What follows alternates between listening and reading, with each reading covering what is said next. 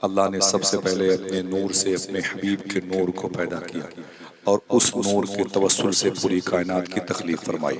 फिर सबसे आखिर में उस नूर को नबियों का सरदार बना के मक्के शरीफ में अम्मी आमिना के शिकम से जाहिर फरमाया। मेरा इमाम कहता है, नूर अव्वल का शम्मा फिरोजा हुआ, बज़्म आखिर का चमका हमारा नबी।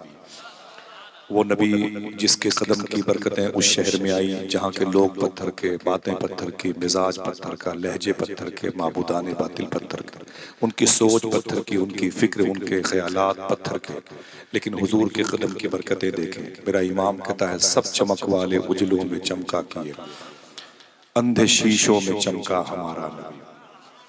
हुकूमतें कहती हैं कि मेरी निगरानी में माजूर और अपाहिज बच्चों की तादाद में कमी लाने के लिए पोलियो के 2 ड्राफ्ट बनाए गए हैं। उनके इस्तेमाल से बच्चे विकलांग, माजूर, अपाहिज नहीं होंगे, लेकिन फिर भी ऐसा हमारे और आपके घरों में होता है। ये हुकूमतों की तरफ से 2 बूंद के कमाल आप रोज देखते रहते हैं, लेकिन अल्लाह ने अपने हबीब के जिस्म पाक से मस होने वाले 2 पसीने के कतरे से जन्नत की 2 नहरें बना रखी हैं। एक को कौसर कहा, एक को सलसबील। मेरा इमाम कहता है, जिसकी 2 बूंद हैं, कौसर और सलसबील, है वो रहमत का दरिया हमारा। आपको फख्र से कहना चाहिए, है वो रहमत का दरिया। ऊंची बोले, है वो रहमत का दरिया। आपसे पूछा जाए कितने अंबिया कराम, आप कहते हैं कमो बेश का लफ्ज़ इस्तेमाल करते हैं। मेरे इमाम ने भी यही कहा, क्या खबर कितने तारे खिले छुप गए, पर न डूबे न डूबा। हुकूमतें कहती हैं, मेरे सपोर्ट में रहो, मेरी पार्टी का झंडा अपने घरों में लगाओ, गाड़ियों में, दुकानों में लगाओ, तुम्हें हम सड़कों की ठेकेदारी वगैरह वगैरह देंगे, तुम कामयाब रहोगे। मेरा इमाम कहता है, बरेली शरीफ का ताजदार, ये तुम्हें क्या देंगे, ये खुद मेरे नबी से उधार मांगते हैं। क्या खिल्ली उड़ाई है मेरे इमाम ने। फरमाते हैं, कौन देता है देने को मुंह चाहिए, देने वाला है सच्चा। जब एक शख्स की दूसरे शख्स के से कंपेयरिंग होती है ना, तकाबुल होता है, मुआवजना किया जाता है, तो एक को नीचे लाया जाता है, एक को ऊपर। फला डॉक्टर की औकात क्या है, फला जज की औकात क्या है, एक को नीचे गिरा दिया जाता है, एक को ऊपर रखा जाता है। लेकिन जब मेरे बरेली के ताजदार ने कंपेयरिंग की, तकाबुल किया, मुआवजना किया, तो किसी नबी की शान में जर्रा बराबर नुक्स भी देखने को न मिला। आप फरमाते हैं, सारे ऊंचों में ऊंचा समझिए है उस ऊंचे से ऊंचा। ये हुजूर सल्लल्लाहु अलैहि वसल्लम की सिफत है, खूबियां हैं, जिसे आप अपनी ज़बान में क्वालिटीज़ कहते हैं। ये हुजूर की खूबियां हैं, समझ रहे हैं, बड़े हसीन हैं, बड़े जमील हैं, सबसे अच्छे हैं, रसूलों के सरदार हैं, सबसे आखिर में नबियों के सरदार बन के आए। मेरा इमाम इनकिसारी के तौर पर तुराबी सिफत दिए हुए कहता है, मैं गुनहगार हूँ। तो हुजूर के अंदर जो क्वालिटी है, क्या ऐसी कोई क्वालिटी हुजूर के अंदर है कि वो गुनहगारों के काम आ जाए? फिर अपनी जात को तसल्ली देते हैं, फरमाते हैं, गमजदों को रजा मुजदा दीजिए कि है बेकसों का सहारा हमारा। जहां हुजूर के अंदर इतनी खूबियां पाई जाती हैं, वहां एक खूबी ये भी है, जिसका कोई साथ न दे उसका आमिना का लाल साथ देता। बड़े अदब और एहतराम के साथ उस्ताजुल असातिज़ा हुजूर मुफ्ती अलीमुद्दीन शाह साहब की मौजूदगी है और बड़ी खुशी है। मैं ये जो बेल्ट है बंगाल का, ये पंडवा शरीफ के सरकारों के नाम से मंसूब है। मुझे बड़ी खुशी होती है, कलकत्ता और हावड़ा शहर में जो बड़े बड़े बुजुर्ग दीन हैं, उनके तवस्सुल से मैं बहुत कम आ पाता हूँ। पूरे साल में कभी 2-4 मरतबे लोग दावतें देते हैं जारोब कशी को, लेकिन ये शरफ मेरे हिस्से में नहीं आने पाता। मैं ऐसे ही कहीं दूर किसी नेहा खाने में बैठ के थोड़ी देर बातें करके अपनी रात को सुबह के दामन में पेवस्त कर देता हूँ। लेकिन मोहतरम मखदूम गिरामी हाजी जाकिर हुसैन साहब क़िबला की मोहब्बत थी, और बिलखुसूस नायाब भाई का बड़ा प्रेशर था कि बड़े मुखलिस लोगों से मुलाकात का शरफ हासिल हो सकता है, आप एक सफ़र कर लें। तो फिर मैंने सर खम करके आप सबकी समातों की दहलीज पर अपनी आमद का चिराग रोशन किया है। ये चिराग सहरी है, बहुत देर तक टिकेगा नहीं, ठीक है, लेकिन आपकी आंखों की रोशनी सलामत रहे, ये चिराग सहरी हमेशा दुआ करता रहे। मैं एक मुसाफिर हूँ, अभी हूँ चला जाऊँगा। मेरी पहचान वही है जो मेरे बड़े भाई निजामत की दुनिया में बहुत ही मोतबर नाम, यूँ कहिए सबसे मोतबर नाम। शायरी और निजामत 2 अलग अलग चीज़ें हैं, लेकिन कभी कभी सोचा जाता है कि उनकी शायरी अच्छी है या निजामत, तो फिर लगता है कि दोनों का मुकाबला कोई तीसरा नहीं कर सकता है। अल्लाह ने वो लहजे में प्रेशर दिया है, वो लोगों को उठाने की सलाहियत दी है, बड़ों की तादाद में इजाफे का सबब बन गए, पढ़ी लिखी समातें मुशायरों में आने लगी। मेरे बड़े भाई मोहतरम नकीब अहले सुन्नत मोहतरम हसन रजा अतहर साहब क़िबला, मुझे खुशी है, अल्लाह का शुक्र है कि मैंने बहुत सारी रातें, महीने, शब, साल इनके कदम के नीचे गुजारे हैं शहर इलाहाबाद में, जिसे हुजूर गौसुल आलम मुनव्वर शाह इलाहाबादी का दयार कहा जाता है। वहीं से एक दूसरे के करीब बैठ करके फिक्र रजा की बसीरतों के शामियाने के नीचे बैठने वाले मुसाफिरों की भीड़ को देखने की ख्वाहिशों की दुआएं मांगी गई थी। आज हम सब यहाँ पर हाजिर हैं, मेरे शेख हुजूर ताजुल शरीया सरकार ना रहे, लेकिन मेरा शेख ने फरमाया ना कि जो पिया को भाई अख्तर वो सुहाना राग है, जिससे नाखुश हो पिया वो रागनी अच्छी नहीं। तो मुझे बड़ी खुशी है कि अपनों और अपनों की खुशनुदी का सामान, उनकी तस्किए नफ्स और ततहीर कल्बी का सामान बने। नायब मंजर साहिबान ने उनकी निजामत में मौलाना बनारुल शेख साहब जो यहाँ के खतीब इमाम हैं, मैं सबको बारी बारी मिंबर के उलमा को उनकी कदम बोसी करते हुए मुबारकबाद पेश करता हूँ। मैं इस लायक नहीं हूँ, बस दुआ करे अल्लाह मेरा ईमान पर खात्मा कर। मैं मुफ्ती नहीं हूँ, मैं डॉक्टर नहीं हूँ, मैं अल्लामा नहीं हूँ, सब कुछ हो सकता हूँ, बस ईमान पर खात्मा हो जाए बस, ठीक है। मैं बराए मेहरबानी में अपने तमाम बड़ों से गुजारिश करूंगा कि मेरे साथ ऐसा ना किया करें। मौसम जब गर्म था तो एक शख्स ने कहा था कि हब्स उमस का माहौल था, लोग घुटन महसूस कर रहे थे, तो उसने कहा हब्स निकले दिले मुस्तर से बलाएं जाएं। बैठे रहिएगा, जब मुझे जरूरत होगी तो आपकी समातों को बुलाऊंगा। हब्स निकले दिले मुस्तर से बलाएं जाएं, खिड़कियां खोल मदीने से हवाएं आए। हब से निकले दिले मुस्तर से बलाएं जाएं, खिड़कियां खोल मदीने से हवाएं आए। मलकुल मौत भी आए तो ये कह दे उनसे महफिले जिक्र नबी है न उठाएं जाएं। क्या कहले, जिंदाबाद जिंदाबाद। मलकुल मौत भी आए तो ये कह दे उनसे, मलकुल मौत भी आए तो ये कह दे उनसे महफिले जिक्र नबी है न उठाएं जाएं। अरे महफिले जिक्र नबी है न उठाएं जाएं, अब्र रहमत की तरह उन पे जवानी आए, लोरियां जिनको दुरूदों की सुनाएं माएं। अब्र रहमत की तरह उन पे जवानी आए, लोरियां जिनको दुरूदों की सुनाएं माएं। नसरी गुफ्तगू करूंगा इंशाअल्लाह। आप बहुत बहुत शुक्रिया साहब। अब आप सब बैठे रहिएगा जब तक इशारे होंगे, आप सबके कदम के नीचे मैं बैठा रहूंगा, उलमा के पैरों का धोवन पीता रहूंगा इंशाअल्लाह। अगर इजाजत दे तो सलाम करूं, फिर दुरूद पढ़ते हैं, थोड़ी सी बातें हुजूर की करते हैं इंशाअल्लाह। कोई पैगाम वगैरह देना नहीं है, बस सिर्फ जिक्र करने की ख्वाहिश होती है, अपने बुजुर्गों की, आका करीम की, सैयदुल कौनैन सल्लल्लाहु अलैहि वसल्लम के जिक्र की ख्वाहिश होती है। अल्हम्दुलिल्लाह रब्बिल आलमीन। एक मनक़बा शरीफ में अपने भाइयों से सुनना चाहता हूँ, जो सैयदना शेख के हवाले से माशाअल्लाह हुजूर गौस पाक की बात है। हुजूर गौस पाक का फैजान तो हमें हमारे पीर खाने बरेली शरीफ से मिला है। जो सबसे बड़ी दौलत मिली है आला की बारगाह से, वो गौस पाक की मोहब्बत है। अल्लाह ताला इस नेमत की चादर को और कुशादा फरमा। अल्लाह का शुक्र है। अभी तकरीबन नवंबर के पहले वाले हफ्ते में बगदाद शरीफ से वापसी हुई, और फिर इंशाल्लाह 1.5 महीने के बाद हुजूर गौस पाक ने चाहा तो बगदाद जाना होगा। अल्लाह का शुक्र है कि उलमा किराम की कदम की बरकतें हैं। जो साल इससे पहले गुजरा, मैं उस साल तकरीबन अतर भाई 4 मरतबे बगदाद शरीफ गया था गौस पाक की बारगाह में। इसीलिए जलसों में जाता हूँ कि बगदाद जाने का इंतजाम हो जाए। फिर सोचता हूँ वहां जाके काश बगदाद में घर अपना बनाते जाते, देखते आपके दरबार को आते जाते। वापस हो रहा था तो मुझे राहत का शेर याद आ रहा था इस जमीन पे। उसने कहा था, हाथ खाली है तेरे शहर से जाते जाते, जान होती तो मेरी जान लुटाते जाते। दुआ करें इंशाल्लाह। मेरे उलमा ने कहा कि गौस पाक की बातें कीजिएगा, इंशाल्लाह करूंगा किसी न किसी मौके पर। बस आप बैठे रहिएगा इंशाल्लाह, मोहब्बत और एहतराम के साथ थोड़ी सी बातें समाप्त कर लें। कोई तफरीह नहीं है, कोई खेल कूद नहीं है, कोई बाजारी लहजा नहीं है। एक दर्द है जो जिक्र मुस्तफा की सूरत में बयान हुआ चाहे।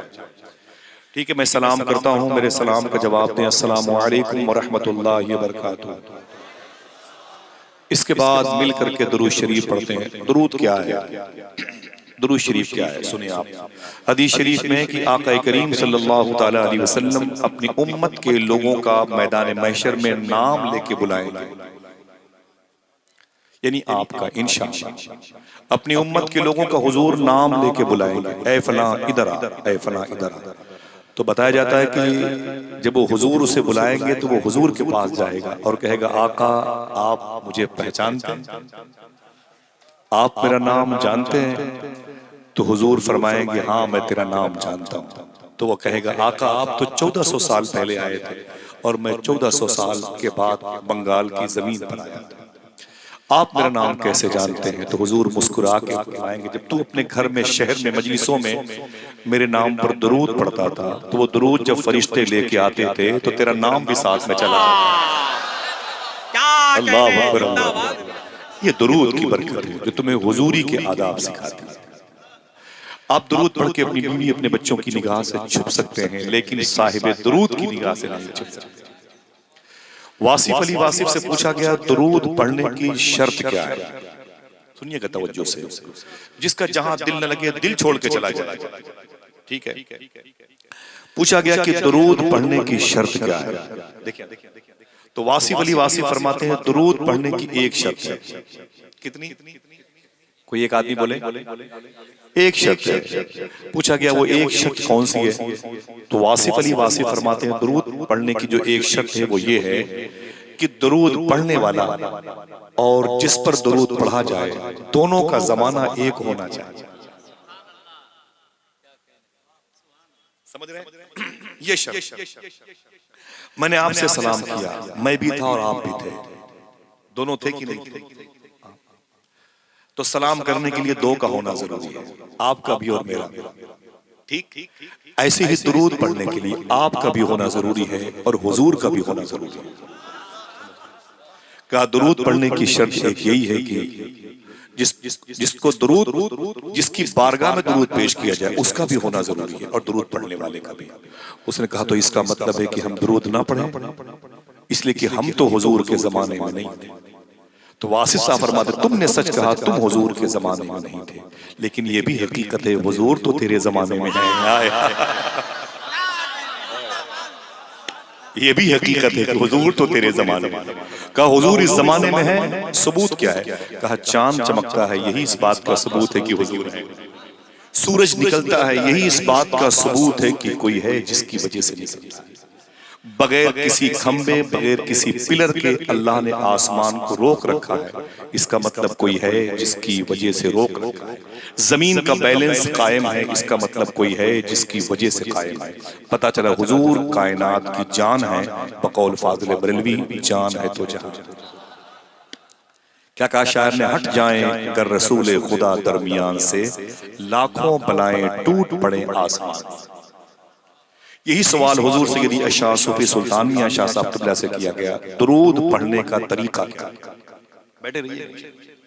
दुरूद पढ़ने का तरीका क्या है? फिर से रिवर्स कर दो, दुरूद पढ़ने का तरीका क्या है? तो सूफी साहब फरमाते हैं दुरूद पढ़ने का एक तरीका। पूछा गया वो क्या? आप फरमाते हैं कि ऐसे दुरूद पढ़ो, जो तरीका है ऐसे दुरूद पढ़ो जैसे फरमाया हुजूर ने तुम नमाज पढ़ो, यही तरीका दुरूद पढ़ने का है। पूछा गया वो कैसे? क्या तरीका है दुरूद नमाज पढ़ने का? तो आप फरमाते हुजूर ने इरशाद फरमाया, ऐसे नमाज पढ़ो या तुम खुदा को देख रहे हो या खुदा तुम्हें देख रहा है। फिर फरमाते हैं ऐसे ही दुरूद पढ़ो या तुम नबी को देख रहे हो या नबी तुम्हें। अल्लाह अकबर। हाजिर बाश होने की निशानियां हैं। तुम्हारे शहर से जो मदीने का डिस्टेंस फासला है 3-3.5-4 किलोमीटर का, ये दुरूद खत्म कर देता है। तुम्हारी गुर्बत, तुम्हारी मुफलिसी का मजाक उड़ाने वालों की आंखों की रोशनी चली जाती है और तुम्हारी आंखों में इजाफा होता है दुरूद पढ़ करके। बच्चियां जिनकी शादी नहीं होती, अच्छे रिश्तों की मुंतजिर होती हैं, दुरूद पढ़ करके अर्श आज़म के मिराज की रात सैर करने वाले नबियों के सरदार, रसूलों के सरदार, वो सरवरे किश्वरे रसालत जो अर्श पर जलवागर हुए थे, अर्श आज़म के दूल्हा की मोहब्बत भरी निगाहों की दस्तरस में वो मुक़य्यद हो जाती है। ये दुरूद का कमाल है। आप हो कहीं भी दुरूद पढ़ के हुजूर की बारगाह में जा सकते हैं, आक़ा करीम की बारगाह में हाजिर हो सकते हैं। अब एक बात सुने, इसके सबूत के तौर पर भाईजान एक मिनट बच्चे खामोश हैं, ठीक? अब दुरूद का कमाल देखें। ये बातें मैंने बताई हदीस शरीफ की, वासिफ साहब की और सूफी साहब की। दुरूद अगर किसी ने अपने घर में पढ़ा तो फिर उसका रिजल्ट क्या मिला? एक आशिक है, गरीब है, उसका कारोबार बहुत छोटा सा है, कपड़ों का कारोबार करता है, छोटा सा कारोबार कपड़े का। कपड़े का। लेकिन उसके अंदर एक सिफत है, खूबी है, वो क्या? जब वो कपड़ा अपने सर पे गट्ठर लेके चलता था तो दुरूद पढ़ते हुए जाता। कोई पूछता क्या बेचते हो, तो पहले दुरूद पढ़ता था, फिर बताता था कि कपड़े बेचते हैं। कीमत कितनी है, तो दुरूद पढ़ के उसकी कीमत बताता। जब पैसों का लेन देन होता दुरूद पढ़ के होता। कपड़े को तय करता, समेटता तो दुरूद पढ़ के, वापस घर आता तो दुरूद पढ़ते हुए वापस आता। सोने से पहले बिस्तर पर हुजूर को याद करके सोता था, दुरूद पढ़ के सोता था। उठने के बाद वजू करके हुजूर पर दुरूद पढ़ता था। ऐसे ही माहों साल महीने शब गुजरते रहे। वो कहता है कि एक दिन मैं अपने घर में सो रहा था, दुरूद पढ़ के सोया तो मेरे ख्वाब में हुजूर तशरीफ लाए। जरा सिर्फ इतना मुझे बता दें कि हुजूर आ सकते हैं कि नहीं। जिसका जिसका अकीदा है जरा जोर से बोले, आ सकते हैं कि नहीं? आ सकते हैं, तभी तो आपने दुआ मांगी है, सुना है आप हर आशिक के घर तशरीफ लाते हैं। मेरे घर में भी हो जाए चरागा, ऊंची बोले, मेरे भी घर में हो जाए चरागा या रसूल अल्लाह। लेकिन अफसोस ये है कि हम मोबाइल के सहारे से सोते हैं। रात के 1 बजे बीवी के कमरे से, बहू के कमरे से, बेटे के कमरे से, बेटियों के कमरे से गाने बजाने की आवाज आती है। बाप ने मस्जिद में दुआ मांगी है, सुना है आप हर आशिक के घर तशरीफ लाते हैं। मेरे भी घर में हो जाए चरागा या रसूल अल्लाह। हुजूर अपनी उम्मत के घरों में आना चाहते हैं, लेकिन दरवाजे हमने खुद बंद कर रखे। सूफी साहब फरमाते हैं कि तुम्हारे हाथों में मोबाइल रहता है, रात के 2 बजे 3 बजे तक तुम मोबाइल की स्क्रीन पर फिल्में, नाच गाने देखते रहते हो, हुजूर को याद भी नहीं करते। उंगलियां थक जाती हैं, मोबाइल गिर जाता है, तुम सो जाते हो। सूफी साहब कहते हैं तुम तो सो जाते हो, लेकिन रात भर मदीने वाले आका तेरे दुरूद का इंतजार करते रहते। समझ रहे हैं आप? वो कहता है कि मेरे ख्वाब में हुजूर तशरीफ लाए। जरा मोहब्बत से कह दें सुभान अल्लाह। बगैर देखे दुरूद पढ़ता था, अब तो देख लिया तो खामोश कैसे रहे। कहता है अब देखा तो हुजूर को तो दुरूद याद आया। हुजूर की पेशानी देखी, हुजूर के लब देखे, हुजूर के रुखसार देखे, हुजूर का ज़क़न मुबारक, हुजूर की चश्मे नूर देखी, समात नूर देखी, जुल्फ़े अख्तर देखी। सुभान अल्लाह। तेरा हुस्न मेरी निगाह में बखुदा खुदा की किताब है, तेरी बंदगी तो अलग रही, तुझे देखना भी सवाब है। वो कहता हुजूर को देखा तो मैं दंग रह गया, मैं दुरूद पढ़ने लगा। जब मैंने दुरूद पढ़ना शुरू किया तो हुजूर ने क्या किया, देखना कितने लोग सुभान अल्लाह कहते हैं। वो कहता है हुजूर ने अपने दोनों हाथों को आगे बढ़ाया, मुबारक हाथों को आगे बढ़ा करके मेरे बाजुओं को पकड़ा और पकड़ के अपनी तरफ खींचते हुए हुजूर ने इरशाद फरमाया, ऐ मेरे आशिक, मैं तेरे इन होठों को चूमना चाहता हूं जिन होठों से तू मुझ पे दुरूद पढ़ा करता है। दोस्तों ये उमर शरीफ के ड्रामे नहीं है कि आपकी तफरीह तबाह का कोई इसमें सामान होगा, लेकिन कल्बी वारदात को मुनकलिब करने के लिए बातें हैं।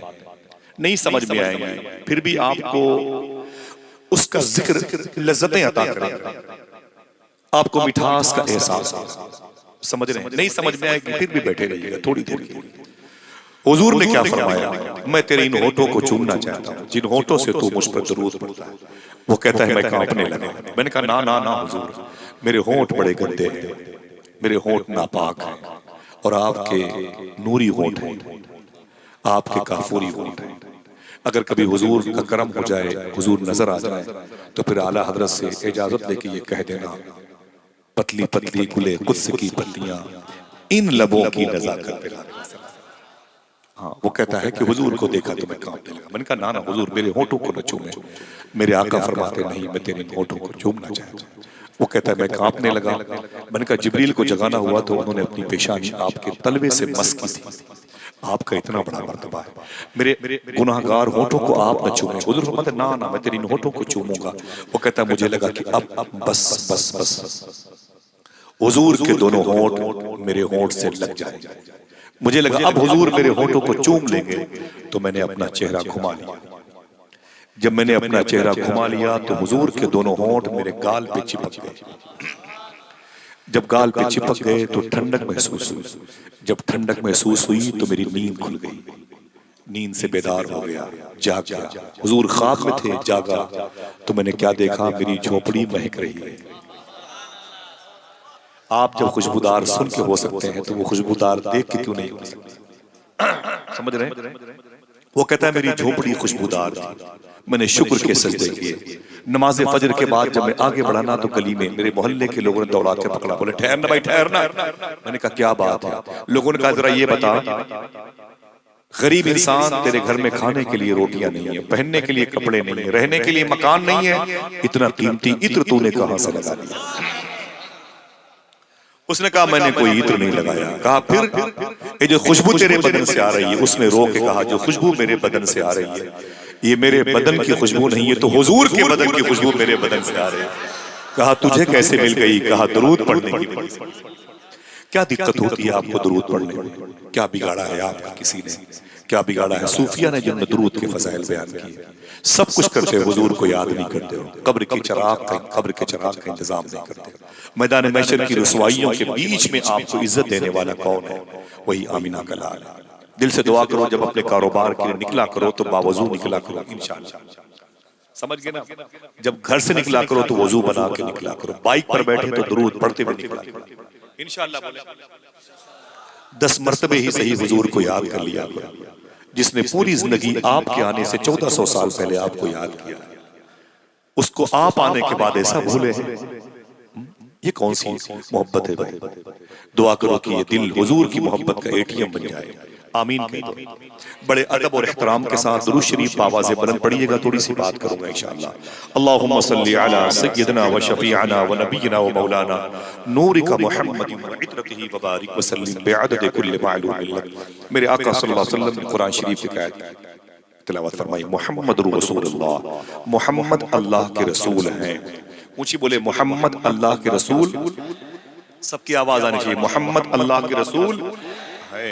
कई बातें छुपी हुई हैं। एक वो जो मोहम्मद है, उन्हें ऐसा मत समझना कि सिर्फ अम्मी हलीमा की बकरियां चराते हैं। समझ रहे हैं? वो अल्लाह के रसूल हैं। समझ रहे हैं? और एक फरमाते हैं सूफी साहब किबला कि वो थे नहीं, जिनके अकीदे सलामत है, ऊंची बोले मोहम्मद अल्लाह के रसूल हैं। तीसरी बात ये है, इस बात का इशारा करता है कि जैसे आप हैं तो नजर आ रहे हैं, मुफ्ती साहब किबला हैं तो नजर आ रहे हैं, उलमा हैं तो नजर आ रहे हैं, अतर भाई हैं तो नजर आ रहे हैं, आपके सर पे टोपी है तो नजर आ रही है, ये स्क्रीन नजर आ रहा है, हुजूर हैं। अगर ये एतिकाद में शामिल है तो नजर क्यों नहीं आते? और आपने है पर फोर्स दिया है। तो सूफिया फरमाते हैं कि हुजूर अपनी क़यामगाह में, कहा हुजूर की क़यामगाह क्या? तो सूफिया फरमाते हैं आशिकों का दिल है। हुजूर अपने आशिकों के दिलों में, वो जो मोहम्मद अल्लाह के रसूल अगर हैं तो अपने चाहने वालों के दिलों में रहते हैं। क्या कहा था हुजूर मुहद्दिस आज़म की बारगाह में? बड़े लतीफ है नाजुक से घर में रहते, मेरे हुजूर मेरी चश्मे तर में रहते, क़याम उनका न फर्शे ज़मीन अर्श, वो अपने चाहने वालों के घर। समझ गए? हुजूर हैं, हुजूर हैं अपने आशिकों। ये आशिक कौन होता है? ये क्या पेड़ पौधों पे नाजिल होते हैं?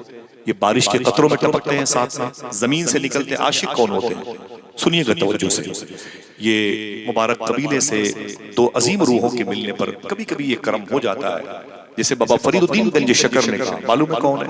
पाक पट्टन में लेटे हुए सरकारे साबिर पाक और महबूब इलाही के पीर हैं, नसीरुद्दीन चिराग देहलवी के दादा पीर हैं, ख्वाजा खंदा नवाज केसु दराज के परदादा हैं, कुतुबुद्दीन बख्तियार काकी के ये लाडले मुरीद और खलीफा हैं, गरीब नवाज के पोते हैं। बाबा फरीद गंज शकर अपनी माँ के पास गए, बोले अम्मी जान, कहा क्या बात है बेटे? कहा तेरा फरीद बड़े ऊंचे स्टेटस पर आ गया। कहा क्या हुआ? कहा जो फरीद को देखता है वो कलमा पढ़ लेता है, जो भी देखता है वो कलमा पढ़ लेता है। मेरी माँ बड़े जलवे हैं, बड़े जलवे हैं तेरे बेटे फरीद के। माँ ने कहा ना ना ना मेरे बेटे, इसमें तेरा कोई कमाल नहीं है। कहा फिर? कहा जो भी कमाल है वो मेरा। कहा वो क्या? कहा अगर बचपन में तुझे मैंने वजू करके दूध न पिलाया होता तो ये कमाल तेरे अंदर। तो किसी को ये नेमतें माँ की शिकम की बरकतों से मिला करती है, किसी को वालिद की शब्बेदारी से मिला करती है। आका करीम सल्लल्लाहु अलैहि वसल्लम का फजल अगर किसी मखसूस आवाजों पर, अजसाम पर, आज़ा पर होता है तो वो कौन लोग हैं? जिनके दिलों में हुजूर रहते हैं। तो जो सुनिएगा, वो आपके दरमियान बैठे हुए लोग हैं, लेकिन हमें नजर नहीं आते क्योंकि हम साहिब नजर नहीं। हमारी ये आंख अंदर वाली ये बिल्कुल इसे दिखाई नहीं देता। हमें बस वो चीजें दिखाई देती हैं जो देखने में उजाला के रूप में है, लेकिन हकीकत में वो अंधेरा है। समझ रहे हैं? वो आशिक कौन होते हैं? जिनके दिलों में हुजूर रहते हैं। सुनिएगा, एक दो बातें होती हैं। हुजूर हैं, नजर नहीं आते। इमाम जलालुद्दीन सुयूती फरमाते हैं कि मैं कब्रिस्तान के करीब से गुजरा तो मैंने क्या देखा कि हर कब्र में मुझे रोशनी नजर आई, हर कब्र में मुझे रोशनी, मुझे नूर नजर आया। मोहम्मद अल्लाह के रसूल हैं। मकाम क्या है? आशिकों का दिल। आशिक कैसे होते हैं सुन लें आप। इमाम सुयूती फरमाते हैं कि मैंने देखा कि हुजूर कि उम्मत के लोग जिस कब्रिस्तान में थे उनमें हर कब्रों में मुझे नूर नजर आया, रोशनी नजर आई, लेकिन एक कब्र में कुछ ज्यादा ही रोशनी नजर आ रही। एक कब्र नूर से भरी हुई। मैंने बहुत तवज्जो दी, बहुत देर तक उस तरफ मुखातिब रहा, तो बाद में मैंने क्या देखा कि नूर के बादल छटे तो मुझे साहिब कब्र नजर आया, मुर्दा नजर आया। मैंने उससे सलाम किया, उसने जवाब दिया, नाम पूछा, मैंने नाम बताया। मैंने कहा ये बता, इस कब्रिस्तान के सब मुर्दों की कब्रों में नूर क्यों है? जवाब सुनेंगे। उस कब्रिस्तान के उस मुर्दे ने कहा, ए इमाम सुयूती, इसलिए सबकी कब्रों में नूर है, सबकी कब्रों में हुजूर आए थे। ऊंची बोले, सबकी कब्रों में हुजूर आए थे। कहा अच्छा तेरी कब्र में ज्यादा नूर क्यों है? तेरी कब्र में ज्यादा नूर क्यों है? तो वो कहता है, देखना कितने लोग हैं जो सुभान अल्लाह कहते हैं। वो कहता है कि मेरी कब्र में जो ज्यादा नूर है वो इस बेस पर है, रीजन सबब वजह ये है कि मेरी कब्र में हुजूर आए भी थे, मुस्कुराए भी थे। आए हाय हाय, जरा मोहब्बत से कह दो सुभान अल्लाह। हुजूर मेरी कब्र में आए भी थे और मुस्कुराए भी थे। यूं मुस्कुराए जान सी कलियों में पड़ गई, यूं लब कुशा हुए कि गुलिस्तान। मेरी कब्र में हुजूर आए भी थे और मुस्कुराए भी थे। क्या कहा था शायर ने? रुख से नकाब उठाओ, बड़ी देर हो गई, माहौल को तिलावत कुरान किए। कहा अच्छा ये बता, तेरी कब्र में हुजूर मुस्कुराए क्यों थे? जवाब सुनिएगा। वो कहता है बेस ये है, मेरी छोटी सी दुकान है, मरने से पहले छोटी सी मेरी दुकान थी, मैं उस पर बैठता था और शाम तक जो भी मुझे छोटे मोटे पैसों के जमा करने की तौफीक होती थी वो करता था। लेकिन जब शाम को अपनी दुकान बढ़ाता था, मामूल के मुताबिक करता था, दुकान बंद करता था, तो 1 रुपया दिन भर की कमाई का निकाल कर एक झोले में डाल देता था और 12 महीने तक वो झोले में 1-1 रुपए हर दिन डालता रहता था। लेकिन जब हुजूर की पैदाइश का महीना आता था तो वही पैसा मैं हुजूर की मिलाद पे खर्च किया करता था। इसलिए हुजूर ने मेरी कब्र पे आके मुस्कुराया। जरा मोहब्बत से कह दो सुभान अल्लाह। देखिए वो आशिक होते हैं ऐसे, कितने दाना, कितने फहम और कितने साहिब बसीरत वाले होते हैं। उनका कोई अमल लायक तरदीद नहीं होता है, बल्कि लायक तकलीद हुआ। मोहम्मद रसूलुल्लाह, मोहम्मद अल्लाह के रसूल। अकीदा है तो ऊंची बोलो, मोहम्मद अल्लाह के रसूल हैं। एक जुमला सुन लीजिएगा, दिल कहे तो चले जाइएगा। सूफी साहब से पूछा गया हुजूर के जिक्र के बारे में, एक जुमला कदम बोसी करता हूं। आपने फरमाया हुजूर के जिक्र का कमाल यह है कि हुजूर की मौजूदगी में होता है।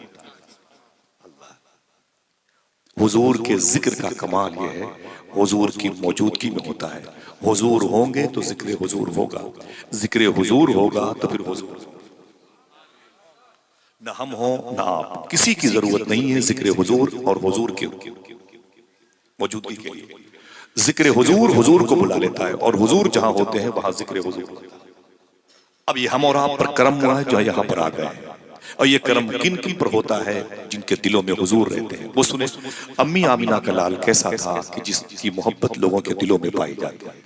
एक शख्स कहता है कि मैंने तारीख पढ़ी है, मदीने शरीफ में बड़ा तासुब परस्त, जिसको अपनी जबान में आप जनसंगी कहते हैं, जो हुजूर के नाम पर बगावत करता था, हुजूर के नाम पर जिसे नफरत थी, दस्तरखान पर बैठ के हुजूर को गालियां देता था, अपने बच्चों को हुजूर का दुश्मन बनाता था, अपनी बीवी बच्चों के सामने हुजूर के जिसमें नूर की बरकतों का मजाक उड़ाता था, दोस्तों को पैसे दे दे करके हुजूर के खिलाफ जमा करता था, अपनी फौज जमा करता था।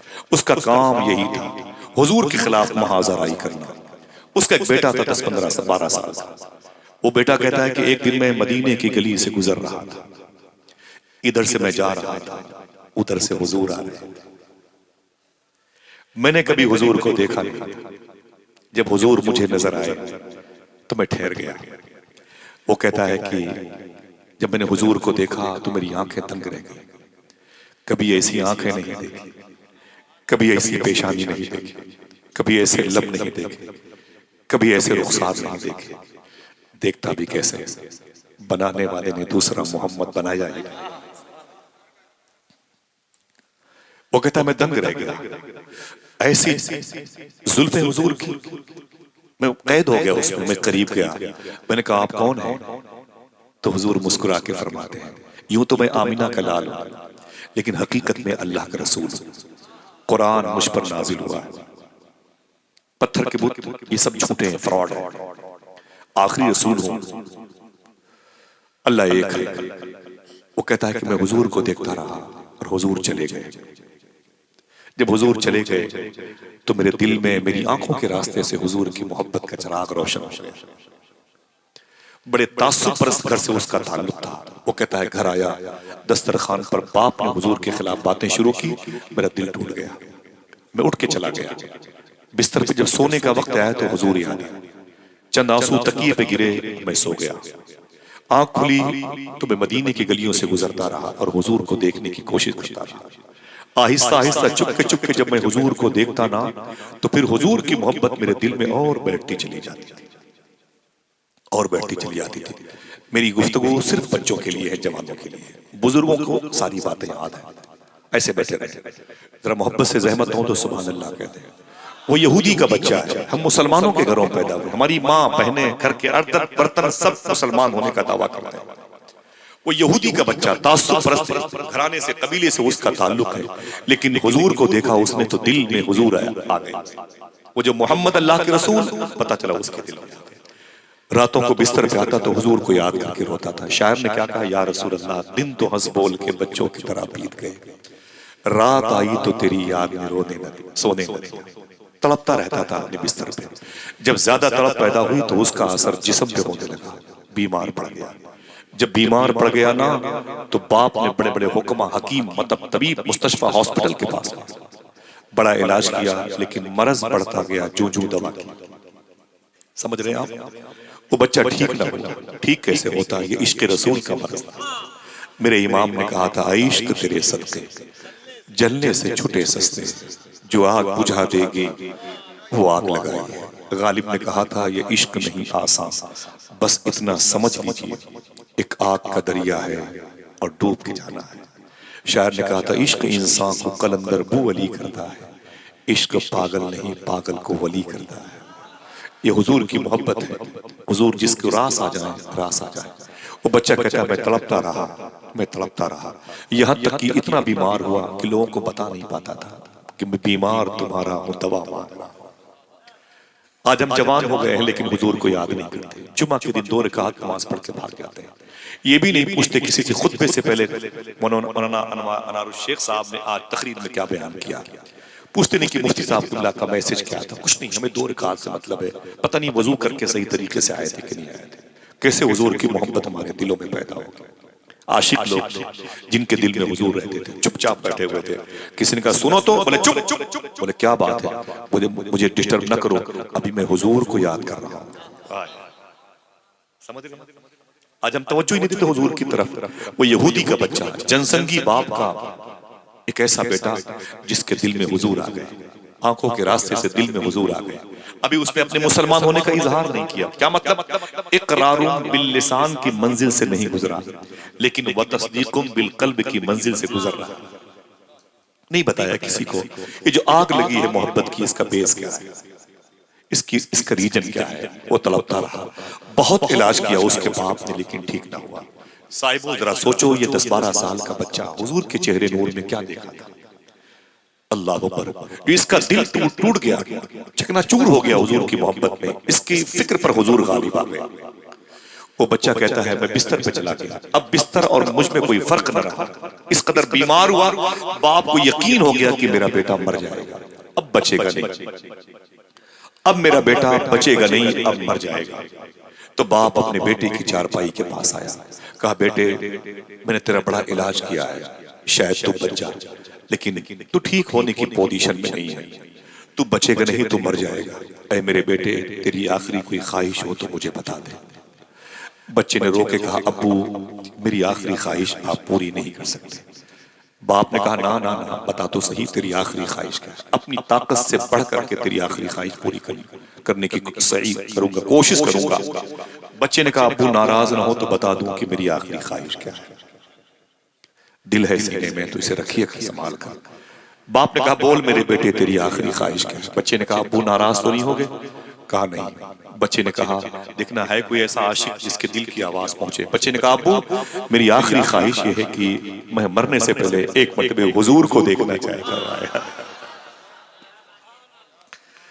दिल जिससे जिंदा है वो तमन्ना तुम ही तो हो, हम जिसमें बस रहे हैं वो दुनिया तुम ही तो हो। जो दस्तगीर है वो तुम्हारा ही हाथ है, जो डूबने न दे वो वसीला तुम ही तो।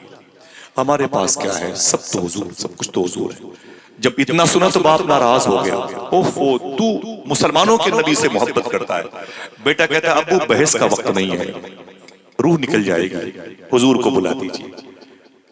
अगर मेरी आखिरी ख्वाहिश पूरी करना चाहते तो बुला दे मुसलमानों के नबी को, मेरे आका को। बाप चिल्ला गया, गुस्से में हुजूर की बारगाह में आया। उसने कहा मुसलमानों के नबी, मेरे आका फरमाते क्या बात है। उसने कहा मेरा बेटा घर पे आपका इंतजार कर रहा है, बीमार बहुत ज्यादा है, देर न करें चले जल्दी, हो सकता है कि वो आपसे मुलाकात हो वरना वो मर भी जाए, जल्दी चले। हुजूर ने अपने गुलामों से फरमाया उठो मेरे आशिकों, एक आशिक मेरा इंतजार कर रहा है। शेर पढ़ दूं? शायर कहता है कि बुझी हुई शम्मा का धुआं हूं और अपने मरकज को जा रहा हूं। बुझी हुई शम्मा का धुआं हूं और अपने मरकज को जा रहा हूं। ये दिल की दुनिया तो मिट चुकी है, अब अपनी हस्ती मिटा रहा हूं। शेर सुनिएगा, संभालिएगा, मजबूरी न हो तो शेर समझने की मुझे बताइएगा। बुझी हुई शम्मा का धुआं हूं और अपने मरकज को जा रहा हूं। ये दिल की दुनिया तो मिट चुकी है, अब अपनी हस्ती मिटा रहा हूं। इधर ये घर से निकल रहे हैं, उधर मेरा दम निकल रहा है। इधर वो घर से निकल रहे हैं, उधर मेरा दम निकल रहा है। दगा कहां दे गई है किस्मत, वो आ रहे हैं मैं जा रहा हूं। अल्लाह अकबर, अल्लाह अकबर। उधर वो घर से निकल रहे हैं, इधर मेरा दम निकल रहा है।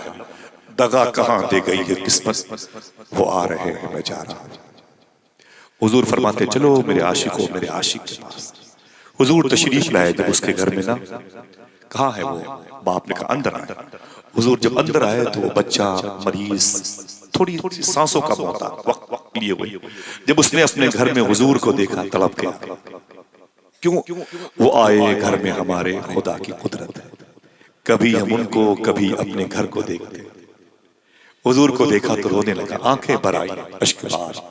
आज हुजूर मेरे घर पे आए, देर बहुत हो चुकी है। हुजूर ने जब उसे देखा ना तो हुजूर ने जुमला इरशाद फरमाया, बेटे कलमा पढ़ ले। क्या फरमाया हुजूर ने? कलमा, ऊंची बोले, कलमा पढ़ ले। जैसे फरमाया हुजूर ने कलमा पढ़ ले, डर गया। उसने हुजूर के बगल में अपने बाप को देखा। जैसे मैं कलमा पढ़ूंगा मेरा बाप नाराज हो जाएगा। फरमाते हुजूर कलमा पढ़ ले। उसने अपने बाप को देखा, डर के मारे बाप नाराज होगा। लेकिन जैसे फरमाया हुजूर ने कलमा पढ़ ले, जब उसने बाप को देखा तो बाप के दिल को रब ने बदल दिया। बाप ने कहा पढ़ ले बेटा पढ़ ले, ये तेरी किस्मत है, ये तेरे घर आए, ये तेरी किस्मत है, तेरे घर आए। अल्लाह अल्लाह। यूं तेरा इसमें गिरामी मेरे लब पर आ गया, जैसे दरिया तशनगी के पास चल गया। पढ़ ले मेरे बेटे पढ़ ले, ये तेरी किस्मत है, तेरे घर आए हुए। जैसे उस बच्चे ने कलमा पढ़ा, हुजूर अपना कदम मुबारक घर से बाहर निकाले। जैसे हुजूर बाहर निकले उस बच्चे की रूह निकली।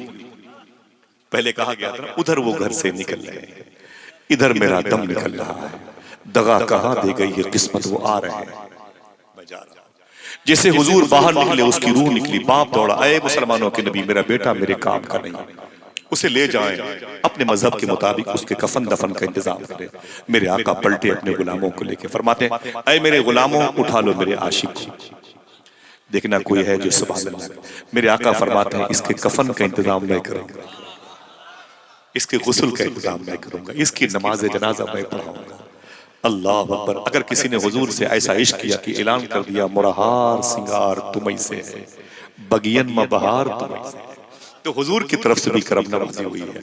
मेरे आका ने फरमाया उठा लो मेरे आशिक की लाश, उठा लो मेरे आशिक की लाश, यानी ऐलान कर दो आशिक का जनाजा है जरा धूम से निकले। आए हाय क्या कहने जिंदाबाद। अगर जहमत हो तो जरा हाथों उठा के बोलो लब्बैक या रसूल अल्लाह। लब्बैक या रसूल अल्लाह। अपने अपने माँ बाप की मग़फ़िरत के लिए फिर से बोले लब्बैक या रसूल अल्लाह। दिल से बोले लब्बैक या रसूल अल्लाह। आशिक का जनाजा है जरा धूम से निकले, महबूब की गलियों में जरा घूम के। मेरे आका फरमाते उठा लो मेरे आशिक, मेरे आका सल्लल्लाहु ताला अलैहि वसल्लम उसे हुजूर ने उसके गुस्ल का इंतजाम किया, हुजूर ने उसकी नमाज जनाजा पढ़ी, हुजूर ने उसकी नमाज जनाजा पढ़ी। उसकी जब तदफीन का वक्त आया ना, यानी कब्र को मिट्टी का वक्त देने का वक्त आया, हुजूर ने उसे बकी शरीफ के करीब में कब्रिस्तान है, दुनिया की सबसे अजीम सबसे बड़ी कब्रिस्तान इराक में नजफ अशरफ में, जिसे बाबू सलाम कहते हैं, जहाँ स्वालिह अलैहिस्सलाम और हूद अलैहिस्सलाम की मज़ारात है, करोड़ों के ऊपर मुर्दों की मज़ारात है।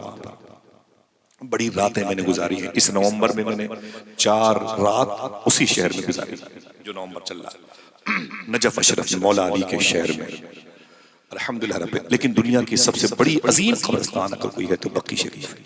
इसी कब्रिस्तान में हुजूर की लाडली बेटी मखदूम कायनात आ रहा है, इसी कब्रिस्तान में हुजूर के चचा जनाब अब्बास, इसी कब्रिस्तान में मौला अली मखदूम कायनात के घर की पहली बहार इमाम हसन लेटे हुए हैं, उनके बगल में उनके भतीजे इमाम ज़ैनुल आबिदीन लेटे हुए हैं, उनके बगल में इमाम बाक़िर लेटे हुए हैं, उनके बगल में इमाम जाफर सादिक लेटे हुए हैं। अगर कोई सुभान अल्लाह कहने के लिए राजी हो तो बता दूं, इसी कब्रिस्तान में हुजूर की 2 फुफू आतिका और सुफैया आराम कर रही हैं। इसी कब्रिस्तान में हुजूर की और 3 बेटियां मखदूमा ज़ैनब और रुक़ैया उम्मे कुलसूम आराम कर रही हैं। इसी कब्रिस्तान में हुजूर के बेटे जनाब इब्राहिम आराम कर रहे हैं। इसी कब्रिस्तान में हुजूर की 9 अज़वाज आराम कर रही हैं। इसी कब्रिस्तान में हुजूर की चची, हुजूर की समधी मखदूमा कायनात मखदूमा फातिमा की सास, मौला अली की माँ हसन हुसैन की दादी मखदूमा फातिमा बिनते असद आराम कर रही हैं। अगर कोई बोलना चाहे तो बोले इसी कब्रिस्तान में अम्मी हलीमा भी आराम कर रही हैं। बकी शरीफ के हर जर्रों को सलाम। अल्लाह उस पाकीज़ा जर्रों को हमें चादर नूर बना के आखिरी सफर में ओढ़ने की तौफीक अता फरमाए। मेरे आका ने फरमाया मेरे इस आशिक को इस कब्रिस्तान में ले चले। 10-12 साल का बच्चा बाजी मार ले गया, समझ रहे? हम 70 साल के हो गए, याद नहीं करते। लेकिन सुने, जब उसकी कब्र में उसे उतारने का वक्त आया ना, तो गर्मी ज्यादा नहीं थी, लोग ज्यादा नहीं थे। फिर से रिवर्स करता हूं, गर्मी ज्यादा नहीं थी, लोग ज्यादा नहीं थे, लेकिन मेरे आका सल्लल्लाहु अलैहि वसल्लम बार बार अपनी पेशानी मुबारका से पसीने मुबारका पहुंच रहे थे। सुभान अल्लाह, सुभान बार बार। और हुजूर सल्लल्लाहु अलैहि वसल्लम उस बच्चे के जनाजे में पंजों के बल चल रहे थे। सुभान अल्लाह, सुभान अल्लाह। पंजों के बल। किसी ने तदफीन के बाद पूछा, आका भीड़ ज्यादा नहीं थी, आप पंजों के बल चल रहे थे, गर्मी ज्यादा नहीं थी, आप पसीने पोंछ रहे थे, क्यों क्यों क्यों? मेरे आका फरमाते हैं मुस्कुरा के, दिल कहे तो बोलना। हालांकि दिल सुभान अल्लाह कहना चाहता है, वो नफ्स की वजह से लोग नहीं कहते, हकीकत यही है। मालूम है क्या कहा हुजूर ने? हुजूर फरमाते मैं पंजों के बल चल रहा था, मैं पसीने पोंछ रहा था, इसलिए वो जो बच्चा जिसकी मिट्टी हुई है, तदफीन अमल में आई है, वो मुझसे इस कदर मोहब्बत करता था, इस कदर मोहब्बत करता था, उसके जनाजे में इतने फरिश्ते आ गए थे, मुझ मोहम्मद को भी चलने में दुश्वारी। नारे तकबीर, नारे रिसालत। आशिक का जनाजा है जरा धूम से निकले, महबूब की गलियों में जरा घूम के निकले। ये इश्क नहीं आसान, बस इतना समझ लीजिए। समझ रहे? एक आग का दरिया है और डूब जाने की बात करता तो गालिब गालिब ना होता, डूब के जाने की बात। वरना डूब तो सब जाते हैं, डूब तो बड़े बड़े पडीजर जाते हैं, डूब के जाने की बात की गालिब ने। डूब के निकल गए सिद्दीक अकबर, डूब के निकल गए फारूक आजम, डूब के निकले उस्मान गनी, डूब के निकले मौला अली, ओवैसे करनी, डूब के निकले फुज़ैल बिन अयाज, इब्राहिम दसूकी, अहमद बदवी, कबीर अहमद रफाई, सैयदना शेख अब्दुल कादिर, ख्वाजा पाक, ये डूब के निकलने वाले। ये वही लोग हैं जिनको देख के लोग कहते थे वो मोहम्मद जो अल्लाह के रसूल हैं, वो यही हैं, वो इन्हीं के दिलों में रहते हैं। आज क्या बात है, हमारे दिल पाकीज़ा नहीं है। हम जहां बैठते हैं बुराइयों की बातें, गीबत की बातें, हसद की बातें, चुगलखोरी में लगे रहते हैं। हमारा दिल दूसरों के अंडर में चला गया है, इसलिए हमारी तन्हाइयां मुसलमान नहीं। आप दुआ करते हैं, ऐ अल्लाह मुसलमानों पे करम फरमा। सूफी कहता है ये गलत तरीका है, ये कहा करो अल्लाह हमारी तन्हाई को मुसलमान बना दे, अल्लाह हमारी आंखों को मुसलमान बना दे, अल्लाह हमारी सोच को मुसलमान बना दे, अल्लाह हमारी फिक्रों को मुसलमान बना दे, अल्लाह ताला हमारे दस्तबाजू को मुसलमान बना दे। मालूम है हालात क्या हो जाते हैं अगर आप हुजूर की मोहब्बत से दूर हो जाएं, तो वही होता है जो स्पेन में हुआ था। मालूम है, हो सकता है कि आपके लिए गुफ्तगू हमें कब ये शुरू होगी, कब ये शुरू होगी, ये हो। अभी तो कुछ हंसाया नहीं इन्होंने, अभी तो कुछ कोई शेर नहीं पड़े तरन्नुम में, अभी तो उन्होंने हाथ उठा के और लोगों को मुतहर्रिक करके कोई नारे नहीं लगवाए, कोई बात नहीं की, तकरीर कब शुरू करेंगे, यही तो नहीं फैसला हो पा रहा है। 2 घंटे निकल जाते हैं, लोग समझते हैं अब शुरू होगी, अब। ठीक है, न तकरीर करने के लिए आता हूं, न तकरीर सुनाने के लिए। मैं तकरीर जो बातें हैं वो आपको याद कराने के लिए आता हूं, और कभी तकरीर नहीं, कोई पैगाम नहीं, ये जिक्र है जो हमारे बुजुर्गों का है। इस जिक्र में लज्जतें हैं, इसमें मिठास है, इसमें जाज़बियत है, इसमें मक़नातीसियत है। यही हमारे क़ल्ब की खुराक है, जिसके बारे में कुरान कहता है अला बिज़िक्रिल्लाहि तत्मइन्नुल क़ुलूब। समझ रहे हैं आप? मालूम है क्या हुआ? यही स्पेन के मुसलमान थे, मुसलमान थे तो स्पेन में दुनिया की सबसे बड़ी तारीखी जामे मस्जिद इसी स्पेन में थी। रोजाना मगरिब की नमाज के बाद जब चराग उस मस्जिद में जलाया जाता था तो 40 मन सरसों का तेल उस मस्जिद में लगता था एक रात। इतनी बड़ी मस्जिद थी। लेकिन जब मुसलमानों को हुजूर की बातें अच्छी ना लगी, मुसलमानों को हुजूर की बातों से मोहब्बत ना रही, मुसलमानों को लोड लगने लगी हुजूर की बातें, मुसलमानों को गिरा गुजरने लगी हुजूर की बातें, तो मस्जिद रसूल से दूर हो गए। जब मस्जिद से सजाई गई तो पत्थरबाजी करने लगे, जब हुजूर का नाम आया तो मजाक उड़ाने लगे। थे मुसलमान जाहिरी तौर पर, लेकिन सिर्फ आधार कार्ड पे। जब हुजूर की बातें होती तो अपनी बातें करते थे। फिर क्या वो मालूम है, 2.5 दिन में इस स्पेन में 3.5 लाख मुसलमानों को ज़बह किया गया। 2.5 दिन में 3.5 लाख मुसलमानों ज़बह किया गया। स्पेन से इस्लाम खत्म हो गया, कुरान पढ़ने पर पाबंदी हो गई। दुनिया की सबसे बड़ी तारीखी जामे मस्जिद जिसे कर्तबा कहते हैं, जो सबसे बड़ी मस्जिद थी, आज वहां पर 70% उस मस्जिद के अंदर शॉपिंग सेंटर खुले हुए हैं और 30% जमीन पर रोजाना हजारों लड़कियों की इज्जतें लूटी जाती हैं। शराब की सैकड़ों दुकानें उसमें पाई जाती हैं, सिर्फ हमारी नाअहली की वजह से, हुजूर की मोहब्बत से दूरी की वजह से। साहिबो, थोड़ा सा वक्त निकालो हुजूर के लिए। आका करीम सल्लल्लाहु अलैहि वसल्लम की मोहब्बत में अपने आप को तन्हा रखो। थोड़े लम्हे के लिए मोबाइल से दूर हो जाओ और कहीं तन्हाई में बैठ के हुजूर को याद करो। हुजूर सल्लल्लाहु अलैहि वसल्लम भूलने की चीज नहीं। हुजूर तो उनके भी काम आएंगे जो कहता है हमें किसी की जरूरत नहीं। हुजूर ने उसका भी साथ दिया जिसने हुजूर को जमीन पे जिंदा नहीं देखना चाहा। हुजूर कैसे लोगों के दिलों में रहते हैं, वो जो मोहम्मद है अल्लाह के रसूल, वो कैसे लोगों के दिलों में। मैंने एक बच्चे की बात की, ये लड़कियां बैठी हुई हैं, माएं बहनें बैठी हुई, ये समझती है कि बात मौलवियों के पास सिर्फ बूढ़ों की बातें हैं, जवानों की बातें हैं, लड़कों की बातें हैं। हुजूर से मोहब्बत करने वाली कोई लड़की भी आई है जिसके दिल में हुजूर हो, कहा जाए कि वो मोहम्मद जो अल्लाह के रसूल है वो इन माँ बहनों के दिलों में है। तो मैं एक बात कहता हूँ, हाँ हाँ मेरी बहन हुजूर तेरे दिल में भी है, लेकिन वो कौन लड़की थी? अल्लाह के नबी सल्लल्लाहु अलैहि वसल्लम के इंतकाल के बाद अम्मी आयशा फरमाती हैं, अल्लामा सिराज साहब ने अपनी किताब में लिखा, एक लड़की मेरे दरवाजे पर आ गई, उसने जोर से दरवाजे पर दस्तक दी। मैंने कहा कौन है? तो कहा अम्मी मैं आपकी बेटी हूँ। दरवाजा मैंने खोला तो उसकी आंखें सुर्ख थी। मैंने कहा क्या बात है? तो रोने लगी मेरे करीब बैठ के। उसने कहा अम्मी जब से हुजूर का इंतकाल हुआ तब से मुस्कुराई नहीं, जब से हुजूर दुनिया से चले गए तब से बच्चों की मुस्कुराहट भी गिरा गुजरती है। दिन में सूरज निकलता है ना तो अंधेरे का एहसास होता है, किसी की बातें अच्छी नहीं लगती। अम्मी बस एक इरादा लेके आई हूं, अगर आपको जहमत न हो तो मुझे हुजूर की मजार शरीफ ज़ियारत करा दीजिए। मेरी मां बहनों सुनो जी, बैठ बैठ जा, कोई बात नहीं, बैठ जा, कोई बात बैठ जा, कोई बात दे जरा मोहब्बत से कहते हैं सुभान अल्लाह। दोस्तों बैठे रहिएगा, एक शख्स के लिए एक शख्स काफी है, ठीक है। उलमा किराम की जूती मेरे सर का ताज है, और आप जैसे संजीदा मिजाज के लोग अगर इस किस्म की गुफ्तगू सुनते हैं तो मेरी नजर में जलसों का मियार बढ़ता ही जाता है।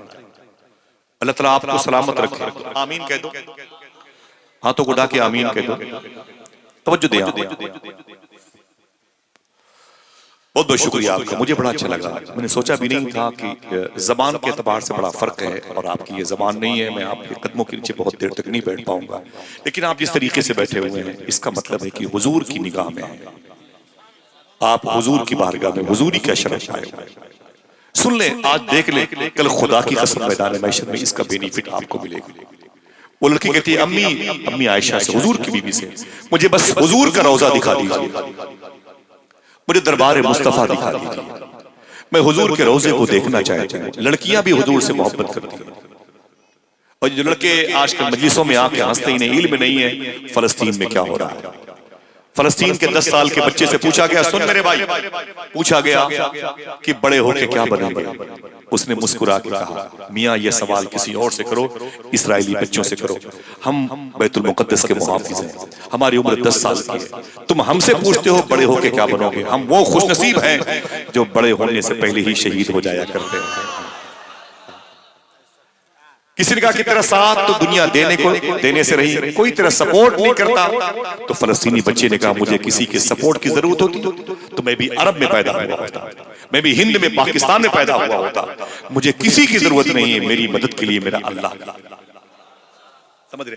काश इन बच्चों को हुजूर के इस मुबारक बैतुल मुकद्दस की मुहाफिजत के लिए शहीद होने वालों की कहानियां याद आ जाए। आज फलस्तीन के बच्चे कहते हैं, मेरे कबीले का हर शख्स कत्लेगाह में है, मैं बच गया भी तो तन्हाई मार डालेगा।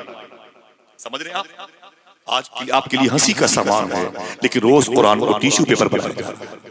रोजाना मुसलमानों की बहनों की इज्जतें इसराइली खिंजीर का गोश्त खाने वाले लूट रहे हैं, और आपके लिए हुजूर की मजलिसें तफरीक कपिल शर्मा की मजलिस लगती है। माज़अल्लाह, देखें ये लड़कियां भी हुजूर से मोहब्बत करती हैं। ये वो लड़कियां थी जिनको देख के कहा जाता था कि इस लड़की के दिल में हुजूर है। वो जो मोहम्मद अल्लाह के रसूल है वो कहाँ है? तो आवाज आती थी, एरो घूमता था इसी के दिल में। हुजूर के होने का पता बताती थी लड़कियां भी। आज हालात बड़े खराब हो गए, मुसलमानों की लड़कियां गैरों के साथ चली जाती हैं, दुरूद पढ़ने वाले वो होठ खिंजीर का गोश्त खाने वालों से चिपक जाते हैं। इनका जिम्मेदार कौन है? मुझे बताएं, इसका जिम्मेदार कौन है? आपका मुआशरा, आपकी तहजीब, आपकी सोच। जब आपको सीखने का वक्त आता है तो आप हंसी और मजाक के दायरे में आते हैं। वो लड़की कहती है, अम्मी मुझे हुजूर का रोजा दिखा दिया, दरबार मुस्तफा देखना चाहती हूँ। अम्मी आयशा फरमाती, मेरे दिल में मोहब्बत पैदा हो गई, मैंने रोजे मुस्तफा का दरवाजा खोला, और जब अंदर तक मैं दाखिल हुई तो मैंने सलाम किया, अस्सलातु वस्सलामु अलैका या रसूलल्लाह। मेरे पीछे पीछे वो भी आ गई। लड़की है वो, घर में उसके शौहर है, हस्बैंड है, उसके बच्चे हैं, घर में उसके माँ बाप सब हैं, लेकिन हुजूर नजर नहीं आए। इंतकाल ज़ाहिरी के बाद उसकी जिंदगी अजीबोगरीब ढंग से गुजर रही है। जैसे उसने हुजूर के रोजे को देखा, अम्मी आयशा कहती हैं, तड़प करके हुजूर की मजार से लिपट गई। जब लिपट गई तो रोने लगी। कभी हुजूर की मजार शरीफ की मिट्टी को उठाती, चूमती, कभी आंखों से लगाती, आका आप कहाँ चले गए? आपकी याद बहुत आती है, आपकी यादें हमारे सीने में बेबस हो चुकी हैं। अल्लाह के रसूल, मैं आपको देखना चाहती हूँ। जब से आप गए हैं आंखों की रोशनी बुझ जाती तो बेहतर था। सारी चीजें हैं लेकिन वो चेहरा नजर नहीं आता। आका मुझ पे करम फरमाए। लड़की कहती है, या तो हुजूर आप जहां हैं मुझे वहां बुला लें, या फिर आप वहां आ जाएं जहां मैं। अम्मी आयशा कहती, उसकी तड़प मुझसे देखी ना गई। थोड़ी देर के बाद उसने अपना सर हुजूर के रोजे पे रखा और खामोश हो गई, एकदम खामोश हो गई। और जब खामोश हुई तो थोड़ी देर के बाद मैंने सोचा कि इसे उठा के बाहर कर लें। जब मैंने उस लड़की का बाजू पकड़ा, उसे उठाना चाहा तो मैं खुद बैठ गई। मैं क्या उठाती, मैं खुद बैठ गई। मैंने पूरी ताकत जमा की उस लड़की को उठाने के लिए। रोजे मुस्तफा सल्लल्लाहु अलैहि वसल्लम से मैं खुद बैठ गई। कहा क्यों? तो आप फरमाती हैं, जितनी चीख उसकी निकली थी रोजे मुस्तफा को देख करके, मुझे उसके इस मुबारक किस्मत को देख के मेरी चीख निकली वैसी। कहा कैसे? कहा जब मैंने उसे बहुत ताकत जमा करके उसे उठाना चाहा तो उठी नहीं, तो मैंने नीचे उसके नब्ज को पकड़ा तो मैंने क्या देखा, रोजे मुस्तफा से लिपट के वो जब लिपटी हुई थी तभी उसकी रूह उसके बदन से निकली। उम्र भर की बेकरारी को करार आई। एक हम है हुजूर से दूर हो गए, एक हम है कि मरने का सामान ढूंढते हैं और कहते हैं हुकूमतें बदल जाएं तो हालात अच्छे हो जाएंगे। हुकूमतों के बदलने से कुछ नहीं होता, नजरियात के बदलने से। समझे दोस्तों, कहाँ जाओगे? अपनी बहनों की इज्जतों को क्यों नीलाम करते हो? तुम्हारा वक्त जो दुरूद पढ़ने का था उसे क्यों खराब कर दिया आपने? क्या क्या दिक्कत है आपके लिए? इतनी अजीम किस्मत पाई आपने कि आपको अल्लाह ने रसूलों के सरदार की उम्मत में रखा, फिर भी हुजूर को भूल गए, फिर भी हुजूर को याद नहीं किया। आपका जो शेवा था आपने उससे अपने आप को अलग कर लिया, जो आपका कैरेक्टर था आपने उससे अपने आप को मुनहरिफ कर लिया। वो जो मोहम्मद है, अल्लाह के रसूल हैं, वो जिनके जिनके दिलों में है वो इंसान है। क्या आपसे पूछता हूं कि हुजूर से जानवर भी मोहब्बत करते हैं? मेरे इमाम ने तो कहा जानवर भी करें उनसे फरियाद, पेड़ सजदे में गिरा कर। हम इंसान होकर हुजूर से मोहब्बत न कर सके, लेकिन खुदा की कसम एक लंबी फहरिस्त है जानवरों की जो हुजूर से मोहब्बत करते हैं। बुरा न मानना, मैं आपके पैरों का धोवन पी के जाऊंगा, लेकिन हंसना नहीं, दिल न कहे तो चले जाना, लेकिन बुरा न मानना, खेल कूद न करना हुजूर की मजलिस में। मैं आपसे सच्ची बात कहता हूं दोस्तों कि हुजूर की मोहब्बत इंसानों के दिल में ना आ सकी, लेकिन हुजूर से मोहब्बत करने वाले जानवरों की लंबी तादाद नजर आती है। अगर इजाजत हो तो बता दूं कि हुजूर ऐसों के कबीले में से किसके दिल में थे? बता दूं आपको, सुनिएगा बस, ना आपको जोर से बोलना है। मैं कहूं आप सुभान अल्लाह कह दें तो दिल कह दो सुभान अल्लाह कह दे, वरना बैठे रहे, ना कोई हंगामा है ना कुछ नहीं। कहां तो एक आधे घंटे पौन घंटे की गुफ्तगू, फिर कहां मुझे निकल जाना है 1000-2000 किलोमीटर दूर, और मैं माफी चाहता हूं आपसे, लेकिन अल्लाह आप सबके बैठने का इस जो सलीका है इसे कबूल फरमा ले। फिर से बोले, मैंने कहा हुजूर से बच्चे मोहब्बत करते हैं, बच्चियां मोहब्बत करती हैं, बूढ़ी औरतें मोहब्बत करती हैं, बूढ़े लोग मोहब्बत करते हैं, सबकी फहरिस्त मौजूद है। लेकिन एक बात बताता हूं, जब इंसानों के अंदर हुजूर की मोहब्बत निकलती है तो मुझे जानवर याद आते हैं। यार अजीब बात है, इंसानों के हुजूर से मोहब्बत न कर सका, जानवर हुजूर से मोहब्बत करते हैं। कंजुल उलमा इरशाद फरमाते हैं, आप फरमाते हैं कि जब जंग खैबर के मौके पर मुसलमानों के नबी की क़यादत में जब खैबर के किले पर मौलाए कायनात ने अटैक किया था और मरहब मारा गया था और खैबर के किले पर इस्लामी झंडा लहराया था, तो बहुत सारी प्रॉपर्टी मुसलमानों के हाथ में आई थी। अनाज, फल, फ्रूट्स, मेवाजात, सोने चांदी के सिक्के, बहुत सारी तलवारें, ज़िरें, सब बहुत सारी चीजें आई थी, और बड़े बड़े कीमती घोड़े, गधे, खच्चर, ये सब हुजूर के गुलामों के हिस्से में आए थे, जिसे माले गनीमत कहते हैं। चुप रहिएगा, बिल्कुल। मालूम है क्या हुआ? वो जब माले गनीमत बटा, जब फौजियों को तकसीम किया गया, वो प्रॉपर्टी तकसीम की गई, वो माल तकसीम किया गया, तो हुजूर के हिस्से में भी कुछ पैसे आए थे। हुजूर के हिस्से में भी कुछ पैसे आए, कुछ सामान आए, कुछ अनाज आए, यहां तक कि हुजूर के हिस्से में एक मुबारक गधा आया था।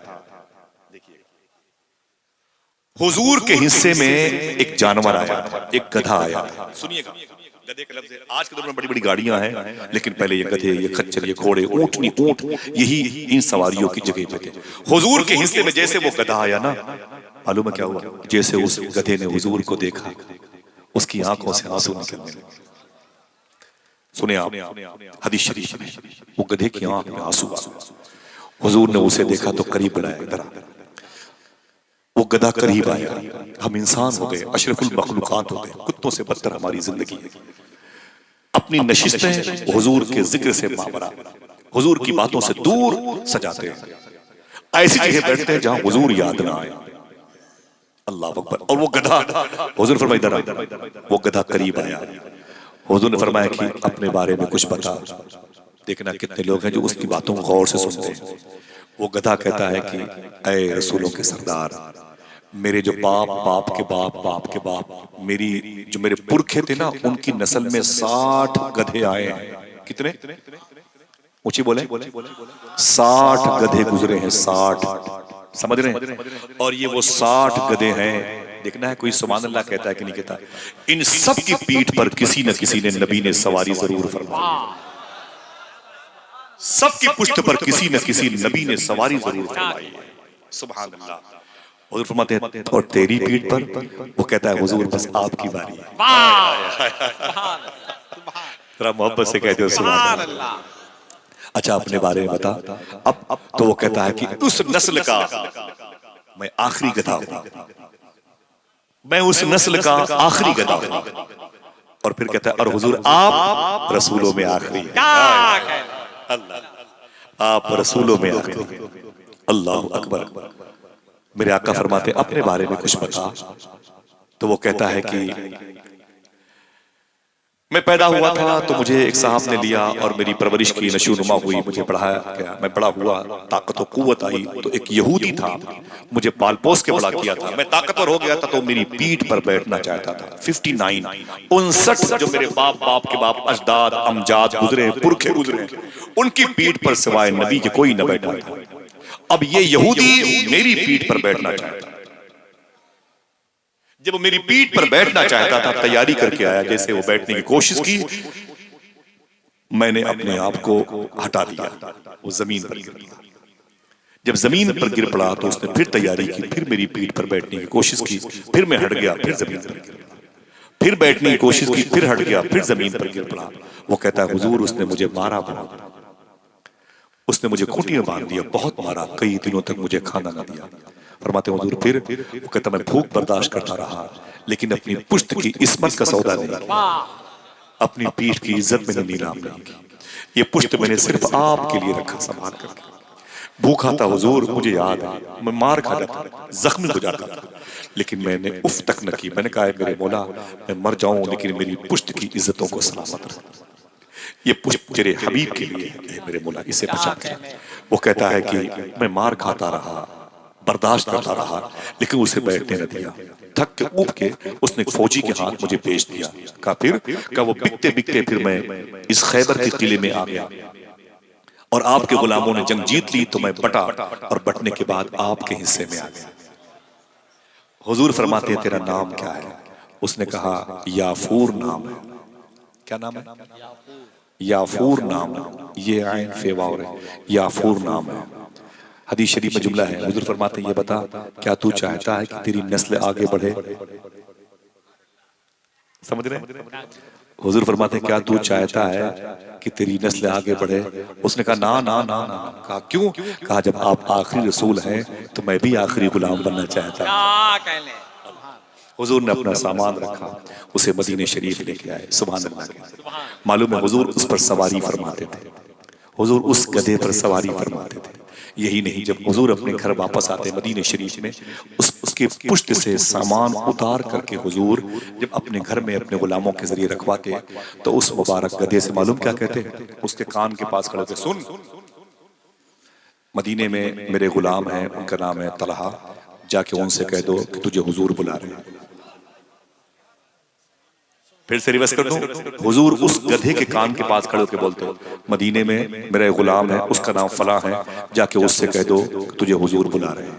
अगर सुभान अल्लाह कहने के लिए आप में से कोई राजी हो तो बता दूं आपसे, एक मिनट पहले ठहर जाए। मालूम है उस नाम को जो नाम हुजूर लेते जहाँ मदीने में इस नाम का मेरा गुलाम है, उसे बुला के ला तुझे हुजूर याद कर रहे हैं।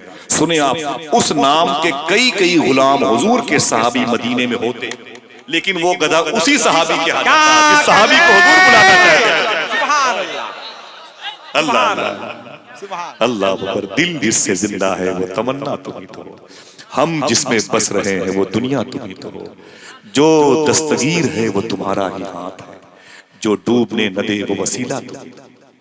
हमारे पास और क्या है? ये कपड़े उतार लिए जाएंगे, गौस पाक फरमाते नहीं उतरेंगे तो कैंची से काट लिया जाएगा। समझ जाएगी कोई चीज नहीं, सारी प्रॉपर्टी थरी की थरी रह जाएगी। मूसा अलैहिस्सलातु वस्सलाम से कहा, जो भाई बीच में बातें कर रहे हैं मैं गुजारिश करता हूं थोड़ी सी तवज्जो दे दे। मूसा अलैहिस्सलाम ने कहा मेरे पास एक केस आया था। इस जुमले को हुजूर गौस पाक के शहादत से शबाहत में बयान करना बहुत प्यारी बात है। आज जमीनों के मामले में भाई भाई का कत्ल करता है, हुजूर की मोहब्बत कहां से दिल में आएगी? जमीनों की मोहब्बत दिलों में है। मूसा अलैहिस्सलातु वस्सलाम के पाकीज़ा बारगाह में एक केस आया। दो लोगों ने कहा हुजूर ये 50 बाई 50 का प्लाट मेरा है। एक ने कहा नहीं मेरा है, मेरे दादा ने खरीदा। उसने कहा ना मेरे बाप के बाप ने खरीदा। लड़ गए। तो एक साहब ने मूसा अलैहिस्सलाम से कहा हुजूर, फरमाया क्या बात है? कहा हुजूर ऐसा करें इन दोनों को अलग अलग कमरों में बंद कर दें, अलग अलग कमरे में बंद करने के बाद तफ्तीश करें, खुद पता चल जाएगा ये जमीन किसकी है। मूसा अलैहिस्सलाम कहते हैं मुझे मशवरे मत दे, मैं इन दोनों से क्यों पूछूं कि जमीन किसकी है? मैं जमीन से न पूछ लूं तू किसकी है, मैं चल के जमीन से न पूछूं तू किसकी है। मूसा अलैहिस्सलाम आए, बोले जमीन कहाँ है? बोले ये प्लाट है, ये मेरे दादा ने खरीदा। उसने कहा ना ये मेरे बाप के फला ने खरीदा है। फरमाते चुपचाप खड़े रहो।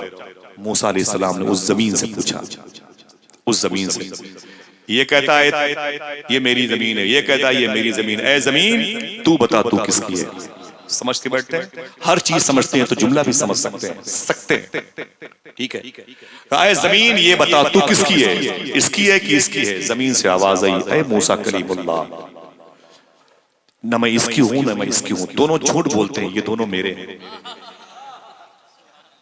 ये दोनों समझ गए।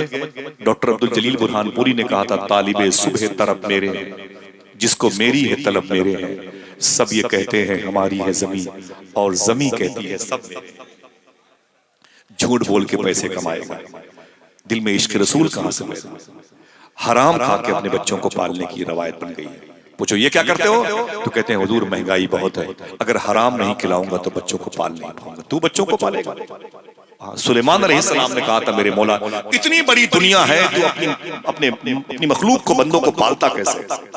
इतनी बड़ी मोबाइल आपके हाथ में 1 लाख रुपए का है, 2-2 लाख रुपए का है। उसी मोबाइल में अमेज़न का जंगल बैठ के, अभी बैठे बैठे सर्च कर मेरे भाई अमेज़न का जंगल, और जाओ उस जंगल में देख 2-2 किलोमीटर नीचे की घाटियां हैं। उन घाटियों में ज़ूम करके अंदर चला जा, जाके नीचे देख जमीन के नीचे छोटे छोटे कीड़े कितनी शान से चलते रहते हैं। पूछ उन कीड़ों से, तुझे खाना कौन देता है। आवाज आएगी, वही तो है जो निज़ाम हस्ती चला रहा है मेरा खुदा। अमेज़न के जंगल में कोई अस्पताल नहीं है, कोई इंस्टीट्यूट नहीं है, कोई फलाही तंजीम नहीं है, उन्हें खाना कौन देता है। वो क्या हराम का कारोबार करते हैं। मुसलमानों, ये हराम तुम्हारे अंदर से दुरूद की बरकतें निकालता है। उन्हीं के बच्चे बदअकीदा होते हैं जिनके बाप हराम खिलाते हैं। ये वहाबिया दयामना की तादाद बढ़ने का सबब फरमाया सूफी सुल्तान में ने हराम खोरी है। रियल बात समझ रहे हैं आप। कभी देखो सुलेमान अलैहिस्सलाम ने क्या कहा था, इस टॉपिक से हट के बात याद आ गई। फरमाया, ऐ मेरे मौला इतनी बड़ी दुनिया को तू पालता कैसे। मुसलमान और हराम, इश्क रसूल कैसे पैदा होगा, कैसे पैदा होगा। हमने तो पहले बैंड लगा दिया। कहा, मेरे मौला बता तो सही, तो दुनिया को पालता कैसे। आवाज आई, सुलेमान ये करीब में तालाब है, उसके किनारे चला जा और जा बैठ, और बैठ के मेरी कुदरत के जलवे देख। मैं जमीन की मखलूक को पालता कैसे, मैं कैसे परवरिश करता हूं। अगर आपको ये चीज दूर की लगे ना, तो जाके अपनी माओ से पूछो जिनकी गोद में तुमने 9 महीने जिनके शिकम में गुजारा। पूछो अपनी माओ से। आओ चलो अपने अपने घर चलते हैं, पूछते हैं अपनी माँ से, तो पता चलेगा। सूफी साहब फरमाते हैं, अजीब शान है, तू 9 महीने अपनी माँ के पेट में था। माँ खाती थी अपने हिसाब से, माँ खाती थी अपने हिसाब से, लेकिन अल्लाह बच्चे को देता था बच्चे के हिसाब से। अगर बच्चे को माँ के हिसाब से मिलता तो खून बन के बच्चा बाहर आ गया होता, लेकिन अल्लाह ने बच्चे को बच्चे के हिसाब से। ये उसकी कुदरत के जलवे। कहा, सुलेमान उठ, तालाब किनारे बैठ जा, मेरी कुदरत के जलवे देख। आप कहते मैं बैठ गया। जब मैं बैठा ना तो मैंने क्या देखा, एक चूंटी आई, उसके मुंह में चावल का दाना था। क्या है का ऊंची बोले, पूछ के बोले किसी से, चावल का दाना था। वो यूं टहलती थी, यूं यूं टहलती थी। सुलेमान अलैहिस्सलाम कहते हैं, मैं उसे देखता रहा। अचानक तालाब के अंदर से एक मेंढक बाहर आया। जब मेंढक बाहर आया ना, तो चूंटी आगे बढ़ी, उसके पैरों पे चढ़ गई, उसके मुंह के पास गई। मेंढक ने अपना मुंह खोला, चूंटी उसके मुंह के अंदर चली गई। मेंढक ने मुंह बंद किया, तालाब में डुबकी लगाई, मेंढक गायब। ये बैठे रहे। कुछ देर के बाद फिर मेंढक बाहर आया। जब बाहर आया तो चूंटी उसके मुंह में थी। अब चूंटी थी लेकिन वो चावल का दाना नहीं था। निकली उसके मुंह से, उसके पैरों के रास्ते से होकर के अपनी बिल सुराख में चली गई। सुलेमान अलैहिस्सलाम ने शुक्र के सजदे अदा किए और कहा, ऐ मेरे मौला, ये तेरी कुदरत क्या है। ये चूंटी, ये चावल के दाने, जाते वक्त होना, वापसी में चावल का दाना ना होना, मेढक के मुंह में जाना, मेढक के मुंह से निकलना, क्या माजरा है। अल्लाह फरमाता है कि ऐ सुलेमान, इस तालाब के बिल्कुल बीचों बीच में एक टापू है, एक जजीरा है, उभरी हुई मिट्टी है, जिसे आप जजीरा कहते हैं, टापू कहते हैं। अल्लाह फरमाता है, सुलेमान मैंने उस जजीरे पर, टापू पर एक अंधा कीड़ा पैदा किया है। देखना है कितने लोग हैं जो सुभान अल्लाह कह के थोड़ा सा सवाब कमा सकते हैं। मैंने अंधा कीड़ा पैदा किया है। अंधा कीड़ा वो वहीं रहता है। उस अंधे कीड़े को खाना पहुंचाने के लिए मैंने इस मेढक को पैदा किया, इस चूंटी को पैदा किया है। जो परवरदिगार आलम अंधे कीड़ों को पाले, वो अपने हबीब की उम्मत को भूखा मार देगा। साहिबो सरासर आप नुकसान में हैं अगर आप हराम की तरफ माइल हैं। हुजूर सैयदना शेख ने इरशाद फरमाया था, तुम सच बोलो और हलाल खाओ, बाकी अब बख्शिश की जिम्मेदारी अब्दुल कादिर की। कुछ नहीं करना आपको, अपने बच्चों को जामे अजहर नहीं भेजना, अपने बच्चों को जामे अशरफी या जामे रज़ा नहीं भेजना है, समझ रहे हैं? बस आप अपने बच्चों को हलाल खिला दें, अपने बच्चों को सच बोलने की तालीम दे दें, आप कामयाब। इतना तो कर सकते हैं ना भाई। आप क्या नहीं कहते अपने बच्चों से, बेटा मैथ में टॉप कर ले, अंग्रेजी में टॉप कर ले, ज्योग्राफिया में टॉप कर ले, किसी सब्जेक्ट में तो टॉप कर ले।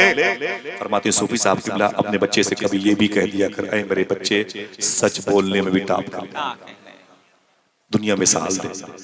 मैंने पूछा सूफी साहब किबला से कि गौस पाक की सबसे बड़ी करामत क्या है? सैयदना शेख अब्दुल कादिर जिलानी की सबसे बड़ी करामत क्या है? आपने फरमाया कि गौस आजम की दो सबसे बड़ी करामत है। देखना कोई है जो इस बात की तायद करता है। फरमाते हैं गौस आजम की दो सबसे बड़ी करामत है। मैंने कहा वो कौन सी? ये मुर्गे को जिंदा करना, ये सूरज में गुम हो जाना, ये चोर को अवतार बना देना। फरमाया ना ना ना, गौस पाक की दो सबसे बड़ी करामत है। मैंने कहा वो कौन? का एक करामत ये कि गौस पाक ने कभी झूठ नहीं बोला, दूसरी सबसे बड़ी करामत ये कि गौस पाक ने कभी हराम नहीं खाया। अल्लाह, मुसलमान हो तो कहाँ जाओगे? किससे रोशनी की भीख मांगोगे? कौन है तुम्हारा हमदर्द? दुनिया तुम्हें जिंदा नहीं देखना चाहती, तुम्हें सिर्फ इसलिए दुनिया पालती है कि उनके जूतों में पालिश करो तुम, उनके घरों की नालियां साफ करो तुम रहोगे, तुम्हारे घरों में बच्चियां पैदा होंगी, ये उनकी ताइश परस्ती का सामान बनेगी, उनकी इज्जतें लूटने के लिए दुनिया तुम्हें पालती है। समझ रहे आप?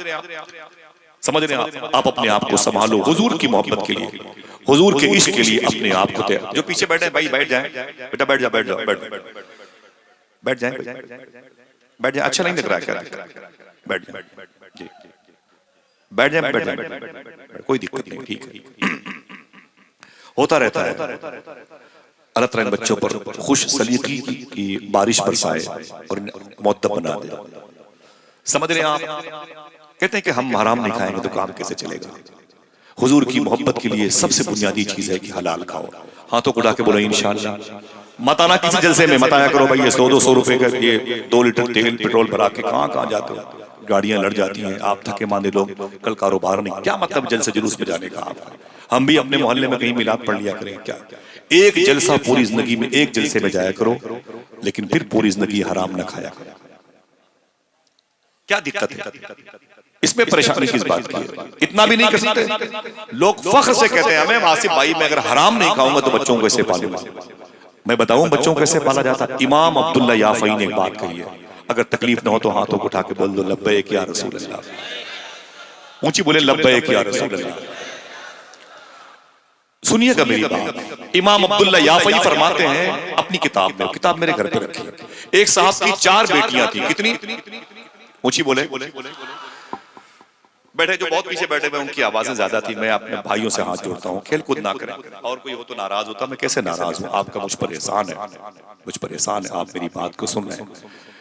सुने या जूतों के नीचे मसल दें आप, लेकिन मुझे आपकी जरूरत है, मैं छोड़ के नहीं जाऊंगा आपको।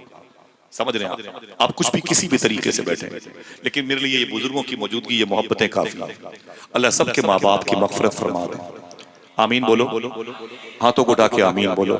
अल्लाह इस मजलिस का सवाब करीब की कब्रिस्तान के मुर्दों को नजर फरमा दे। आमीन कह दो। मालूम है क्या हुआ? अजीब बात है, लोग कहते हैं अगर हराम नहीं खाऊंगा तो फिर हम बच्चों को कैसे पालेंगे? इमाम अब्दुल्ला याफई ने अपनी किताब में लिखा, आप फरमाते एक साहब की 4 बेटियां थी। कितनी? ऊंची बोले। बेटियां हैं घर में, बेटियों से मोहब्बत करते हो ना? हाँ, अलग टॉपिक है, किसी मौके पर बात होगी। फरमाते हैं कि एक साहब की 4 बेटियां थी, जब 5वीं मर्तबे उसकी बीवी के पेट में बच्चा हुआ, उसकी मोहब्बत की निशानी आई ना, तो उसने अपनी बीवी का गिरेबान पकड़ लिया। बोले सुन, अपनी बीवी से बोला अब अगर तेरी कोख से बेटी पैदा हुई तुझे तलाक दे दूंगा। लड़की ने रो के कहा मेरे शौहर मेरा कसूर क्या है, मेरा कसूर क्या है, मुझे तलाक दोगे? तो उसके शौहर ने कहा कि तेरे शिकम से जो बच्चियां पैदा होती है ना, मुझे तुझसे नफरत हो गई। उसने कहा मेरी गलती क्या है, ये तो परवरदिगार आलम की अता है, बच्चियां देता है वो।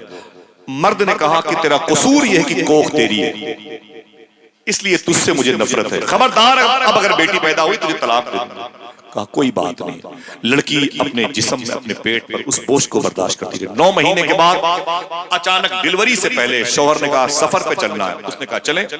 अपने शौहर के साथ वो लड़की सफर पे निकल गई। पेट में बच्चा। जब गई तो तंबू कनात लगा करके एक जगह कयाम करने की, रुकने की नौबत आई। सारे मुसाफिर सो रहे थे। लड़की कहती है मुझे डिलीवरी का दर्द होगा। मैं एक बहाने से लोटे में पानी लेकर के, छोटी सी पहाड़ी थी उसके ऊपर चढ़ती चली गई। एक गुफा थी, गुफा, और उस गुफा में मैं जाके बैठ गई। और दर्द ज्यादा हुआ तो फिर मैंने बच्चे को जन्म दिया, बच्चा पैदा हुआ। जब मैंने गौर से देखा तो फिर बेटी पैदा हुई। जब मैंने गौर से देखा तो फिर बेटी पैदा हुई। वो कहती है एक तो डिलीवरी का दर्द, ऊपर से बेटी की पैदाइश। मैं तकलीफ में भी रोई और अपनी किस्मत में भी रोई, खूब रोई जी भर के। जब देर हो गई तो मैंने कहा मेरे मौला इस बच्ची को लेके मैं कहां जाऊं? लेके जाती हूं तो मेरा शौहर मुझे तलाक देगा। मेरे शौहर की लाइफ, फिर मेरी लाइफ, फिर इस बच्चे की लाइफ, मेरी 4 बच्चियों की 7 जिंदगियां बर्बाद हो जाएंगी मेरे मौला। मैं कहां जाऊं इस बच्ची को लेकर, कहां जाऊं इस बच्चे को लेकर के? फिर उस लड़की ने कहा कि मेरे दिल में ख्याल आया इस लड़की को जो अभी पैदा हुई है, कच्ची बच्ची है, इसे इसी गुफा में छोड़ देते हैं। अल्लाह भरोसा, कम से कम एक की जान जाने से तो फायदा यह होगा कि 6 की जान बच जाएगी, वरना उजड़ जाएगा मेरा घर। उसने उस लड़की को, अपनी बच्ची को रोते हुए उसी गुफा के अंदर छोड़ दिया और मुड़ मुड़ के देखती रही चली आई। जब पेट उसका उस कैफियत में नजर ना आया तो शौहर ने कहा क्यों, क्या बात है? वो तेरे पेट में मेरी मोहब्बत की निशानी वो क्या हुई? तो लड़की ने कहा खून बन के खराब हो गई। कहा कोई बात नहीं। काफिला आगे चला गया। 4 महीने के बाद वो काफिला जब फिर पीछे पलटा, वहीं पर खेमा लगा के रुका। वो औरत कहती है मुझे वो गुफा सामने नजर आई जहां मेरी 4 महीना पहले बच्ची पैदा हुई। शौहर को क्या पता, बच्ची की याद आई, मैं रोने लगी। फिर मैं किसी बहाने से उस गुफा में गई, लोटे में पानी लेकर के। जब मैं उस गुफा, उस पहाड़ी पे चढ़ रही थी तो मेरे पैर बड़े बोझल थे। ये लड़के क्या जाने जिनको तफरी का सामान मालूम है आपको? हजरत अतर भाई, डॉक्टर कहता है, डॉक्टर साइंस कहती है कि डिलीवरी के वक्त एक औरत के पेट में जब बच्चा पैदा होता है इतना दर्द होता है, एक औरत के जिस्म को इस कदर तकलीफ होती है, अगर वो तकलीफ 70 मर्दों पर बांट दिया जाए तो 70 मर्दों की मौत भी हो सकती है। समझ रहे हैं आप? जिस माँ को रुलाते हुए आप हंसते हुए पैदा हुए हैं, कभी उस माँ की कब्र पे फातिहा पढ़ लिया। शादी में सबसे आखिर में उसे बुलाने जाते हो, बूढ़ी कह के बुलाते हो तुम उसे। हाँ, जब ये माँ चली जाएगी तब एहसास होगा। समझ रहे हैं आप? मेरा ये टॉपिक नहीं है। मैं भी जलसे जुलूस का आदमी, 30 साल हो गए मुझे ये काम करते हुए। रात के 2 बजे 3 बजे अपने घर जाता था, इलाहाबाद लखनऊ के बीच में। तो कभी कभी मैं अपनी माँ के जगाने की वजह से दरवाजा नहीं खोलता, दस्तक देता था। सामने एक टेबल थी बाहर, उस पर अपनी अटैची, अपना बैग रख के लेट जाता था कि जैसे मैं दस्तक दूंगा मेरी माँ जाग जाए। चुपचाप लेटर, अचानक मेरी माँ दरवाजा खोल के बाहर चली आती और मुझसे कहती बेटा तू आ गया? तो मैं अपनी माँ का हाथ चूमता था, जी अम्मी आ गया। माँ कहती तूने मुझे जगाया क्यों नहीं? तो मैं रो के बोलता अम्मी आपको तकलीफ हो जाती और गहरी नींद में आप शायद सो रही थी इसलिए मैंने जगाया नहीं। माँ मुझसे लिपट के बोलती बेटे मैं सो जाऊं लेकिन फिर भी तेरा ही इंतजार करती रहती हूँ। जब मेरी आंख खुलती है तो मैं दरवाजे की तरफ देखती हूँ, बहुत देर तक तेरी आहटों का इंतजार करती हूँ। आज सब कुछ है मेरी माँ ने। मैं अपनी माँ की कब्र पे जाता हूँ, देर तक बैठता हूँ। सूफी सुल्तान ये फरमाते हैं एक कब्रिस्तान में अगर 100 मुर्दे हों, उसमें तुम्हारे माँ बाप हों, तो ये सोच के मत जाया करो कि यहाँ पर मेरे माँ बाप दफन है। सूफी साहब फरमाते हैं ये सोच के जाया करो इस कब्रिस्तान में अगर 100 मुर्दे हैं तो 100 मर्तबे मदीने वाले आका यहाँ तशरीफ ला चुके हैं। दोस्तों जाया करो, माँ को भूल करके तुम किसी के दिल में नहीं रह सकते। मालूम है आपको, एक साहब ने 9 साल तक मदरसे में तालीम हासिल की। कितने? और कोई है जो बोल सकता है? कितने? 9 साल तक मदरसे में तालीम हासिल की। बच्चों को पता नहीं कि माँ किसे कहते हैं, माँ किसे कहते हैं। सरकार महबूब इलाही से किसी ने कहा दिल्ली में बारिश नहीं हो रही, बोले अभी होगी, अभी होगी। आप अंदर तशरीफ ले गए और पता नहीं क्या अपने हाथ में लेके आए, यूं उठाया और कहा, ऐ मेरे मौला, तुझसे निजामुद्दीन कहता है, इसके वसीले से दुआ करता है बारिश हो जाए। बारिश ऐसी बरसी कि दिल्ली लबालब हो गई। किसी ने कहा, ऐ महबूब इलाही, आपने अल्लाह की बारगाह में कौन सी चीज वसीले के तौर पर पेश की कि बारिश होने लगी? फरमाया, मैंने इस धागे को वसीला बनाया। कहा, ये धागा किसका है? सरकार निजामुद्दीन औलिया उसे चूम के बोले, रो के बोले, ये धागा मेरी माँ के दुपट्टे का है। वो माँ होती है, समझ रहे हैं? शायर ने कहा था, ऐ जिया माँ बाप के साये की ना कदरी न कर, धूप काटेगी बहुत जब ये शजर गिर जाएगा। समझे, लोग माँ को गालियां देते हैं, अपनी माँ के पास बैठना भी नहीं चाहते, माँ से मोहब्बत की बातें भी नहीं करते। माँ मर जाती है ना तो फ्लाइट से भी आते हैं अपनी माँ की मिट्टी, जनाजा रोक देना, जनाजा रोक देना। समझ रहे हैं आप? अल्लाह अकबर। शेख फरमाते हैं कि वो मौलवी साहब कहते हैं, अचानक मुझे रब ने करम किया और अल्लाह ने मुझे अपना दोस्त बना लिया। तो किसी ने पूछा, आप मौलवी साहब आलिम थे, अल्लाह के वली कैसे बन गए? तो कहने लगे कि मैं मदरसे में पढ़ करके अपने घर वापस गया तो मेरी माँ बीमार थी। मैं अपनी माँ के कदम के पास बैठा था तो मेरी माँ मुझे देख कर रोने लगी। मैं अपनी माँ के कदम को चूम रहा था तो मेरी माँ ने मुझसे कहा, बेटा तू मदरसे में कितने साल था? मैंने कहा 9 साल। बोले कोई बात नहीं, मैं सोने जा रही हूँ और एक काम कर। मैंने कहा क्या करूं? कहा, ये जो दरवाजा है ना, इसके 2 पल्ले हैं, समझ रहे ना? दरवाजे के 2 पल्ले हैं, एक पल्ला बंद कर दे, एक खोल दे। इतना कह के मेरी माँ सो गई। वो आलिम साहब कहते हैं, मैंने उठ करके उस दरवाजे के एक पल्ले को बंद किया, एक पल्ले को खोल लिया, दाहिने को बंद किया और बाएं को मैंने खोल दिया। जब आके माँ के पाँव के पास बैठा तो फिर याद आया, पता नहीं मेरी माँ ने बाएं पल्ले को खोलने के लिए न कहा हो, दाएं पल्ले को खोलने के लिए कहा। फिर मैं उठ के गया और मैंने दाएं को खोला और बाएं को बंद किया। फिर आके बैठ गया। फिर दिल में ख्याल आया, हो सकता है कि माँ ने इस पल्ले को बंद करने के लिए कहा। फिर मैं उठ के गया, दाएं को बंद करता, बाएं खोलता, रात भर कभी दायां बंद करता, कभी बायां, कभी बायां, कभी दायां करता रहा, सिर्फ माँ की मोहब्बत में। पता नहीं मेरी माँ किस बंद दरवाजे के पल्ले को देखना चाहती है, किस पल्ले की तेज हवा मेरी माँ की सेहत के लिए नुकसान है। वो कहते हैं कि रात भर मैं यही करता रहा, यही करता रहा। जब सुबह को मेरी माँ की आंख खुली तो मैंने अपनी माँ के कदम के नीचे अपने आप को रखा हुआ माँ के सामने पेश किया।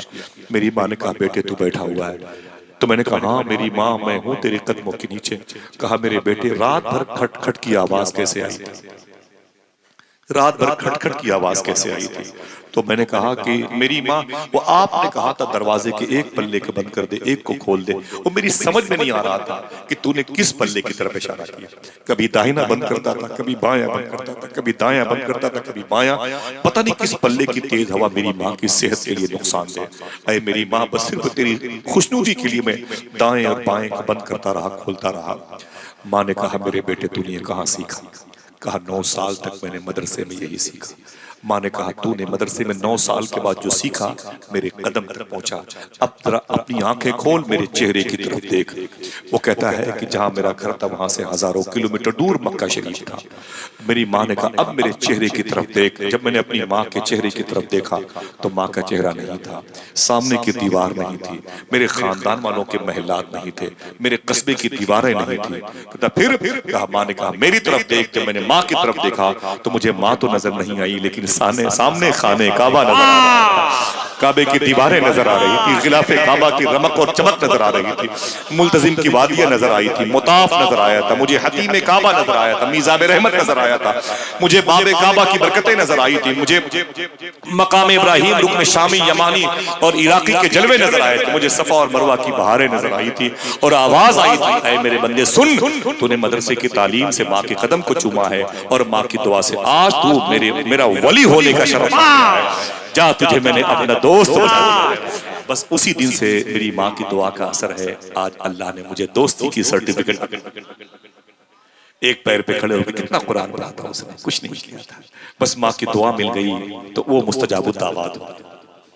माँ को अच्छा अपने हाथों को उठा के बताएं कि कितने लोगों की माँ जिंदा है। उठाएं, जो मेरे भाई पीछे बैठे हुए हैं उठाएं, सब लोग माँ जिंदा है माशाल्लाह। जरा इतना तो कह सकते हो ना कि ऐ अल्लाह तेरा शुक्र है। बोले ऊंची आवाज, जितने हैं उतनी आवाज आ जाए। फिर से बोले, ऐ अल्लाह तेरा शुक्र है। सुभान अल्लाह, आप बड़े खुशकिस्मत हैं, और मेरी माँ का इंतकाल हो गया 3 साल पहले। मेरी माँ इमाम हुसैन से बड़ी मोहब्बत करती थी, मेरी माँ गौसे आजम से बड़ी मोहब्बत करती थी। मालूम है इमाम हुसैन की मोहब्बत का फैज मेरी माँ को क्या मिला? ये उलमा की जूतियों का सदका है और आप सबके पैर की धोवन का। मेरी माँ बहनें जो बैठी बता दूं, मेरी माँ का इंतकाल भी मालूम किस दिन हुआ? ठीक मुहर्रम शरीफ की 10 तारीख को सुबह हुआ। अल्हम्दुलिल्लाह अला कुल्ली हाल मेरी माँ ने हुजूर के जलवे देखे। आज मैं जलसों से जाता हूँ तो मैं अपनी माँ की कब्र पे जाता हूँ। माँ जिंदा है, एक काम करोगे? करोगे? कोई दिक्कत नहीं है, कोई परेशानी नहीं मेरे दर। मैं तो परेशानी खत्म करना चाहता हूँ, तुम्हें खुश रखना चाहता हूँ, तुम्हें खुश रखना।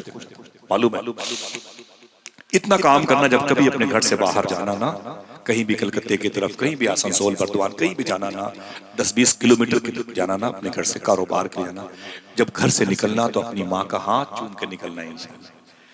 कितने लोग हैं जो ये करेंगे इंशाअल्लाह?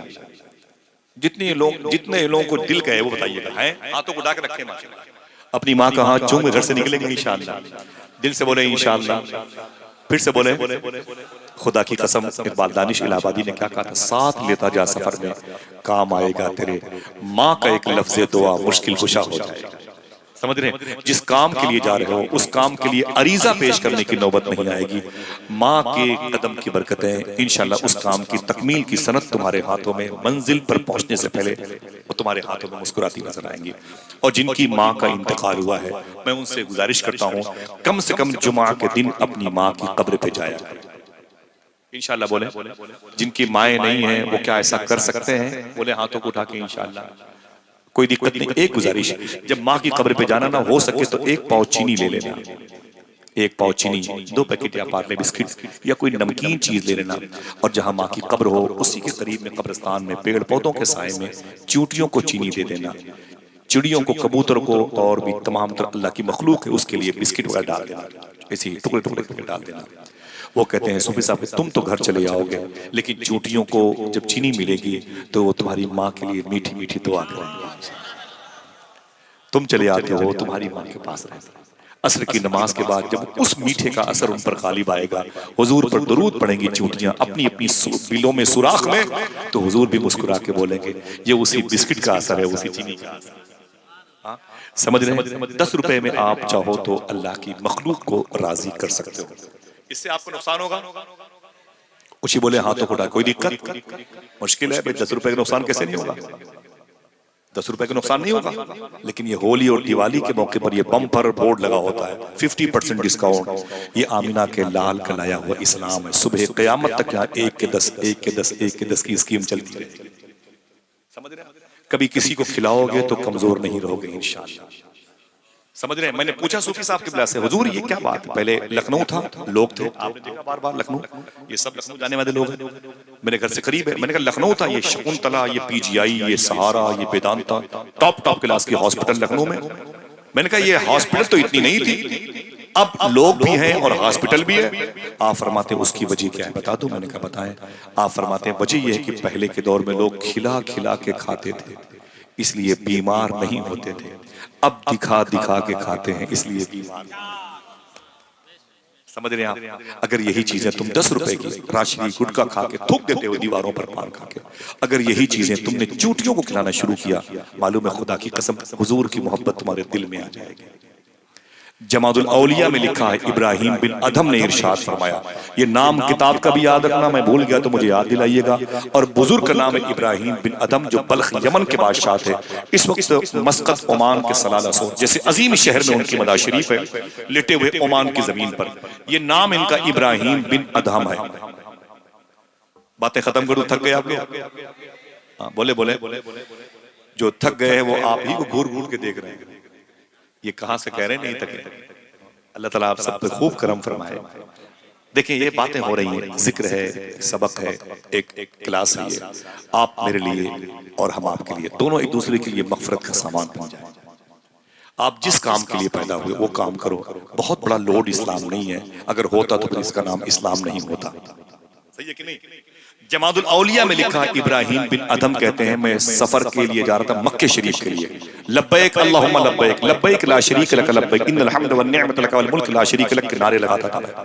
आप फरमाते हैं लेकिन मैंने क्या देखा, एक शख्स है जो चूटियों को चीनी और आटा खिला रहा। क्या क्या? थक गए, बंटवा दें शीरीनी? नहीं, पता नहीं है कि नहीं भी आप ऐसे इनकार करें। माशाअल्लाह, थोड़ा मोहब्बत से कह दो सुभान अल्लाह। हाजी साहब ने तो दिल खोल के रख दिया, क्या मोहब्बत है। जरा पीछे मुड़ के देखो आप, देखो देखो, थोड़ा मोहब्बत से कह दो सुभान अल्लाह। आपके कबीले के लोग हुजूर से मोहब्बत करने वाले बच्चों, माओ, बुजुर्गों की मौजूदगी है। अल्लाह ताला इस महफिल में सब बैठने वालों के माँ बाप की मग़फ़िरत फरमा दे। बस वादा करो सच बोलेंगे, हलाल खाएंगे इंशाअल्लाह। कुछ नहीं करना आपको, आप सबसे बड़े आगे सच बोलो और हलाल खाओ, हलाल खाओ इंशाअल्लाह। बहुत बड़ा काम करेंगे आप, बहुत बड़ा काम आपसे अल्लाह लेगा इंशाअल्लाह, आप अगर हलाल खाते रहे तो। मैंने पूछा हुजूर सूफी सुल्तान में साहब किबला से, अब की सफर में मैंने ये नवंबर के पहले, उसके पहले महीने में अक्टूबर में मैंने उस नहर में वजू किया है ईरान में, जिस नहर से बताया जाता है कि बहता हुआ सेब गौस पाक के अब्बू ने खाया था। मैं गौस पाक की अम्मी की बारगाह में गया था, इससे पहले भी गया था, अभी फिर गया था। तो मैंने पूछा सूफी साहब किबला से कि गौस पाक के अब्बू ने बहता हुआ सेब खाया। मैंने कहा इसमें जुर्म क्या है, क्या गलती है? वो बहता हुआ सेब खाया था ना भाई, तोड़ा तो नहीं था, लेके भागे तो नहीं ठेले पर से, चुरा तो नहीं लिए जेब में रख लिया? मैं नहीं, मैंने कहा बहता हुआ सेब खाया था। अगर ना खाते तो सेब सड़ जाता, तो खा के एहसान किया, बचा लिया उसे सड़ने से। फिर क्यों पेनाल्टी लगाई शेख अब्दुल्ला सोमई ने 12 साल की, क्यों लगाई पेनाल्टी?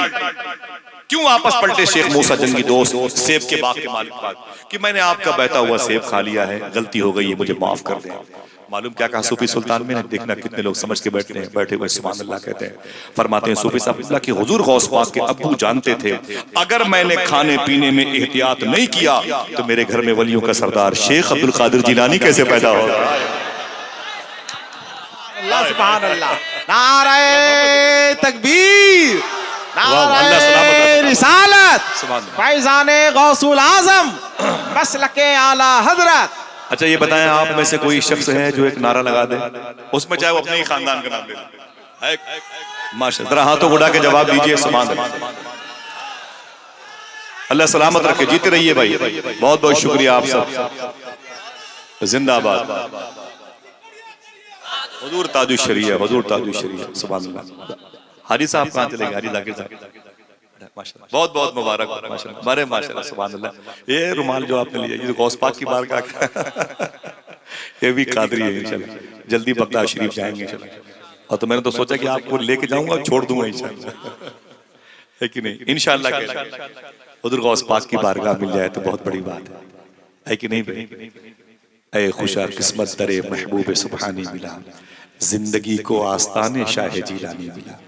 मेरी क्या औकात थी आता जो मैं बगदाद में, है मगर मुमकिन कि मुझको हुक्म सुल्तानी मिला। यूं लगा दीदार पाकर आस्ताने गौस का, जैसे एक प्यासे को रेगिस्तान में पानी मिला।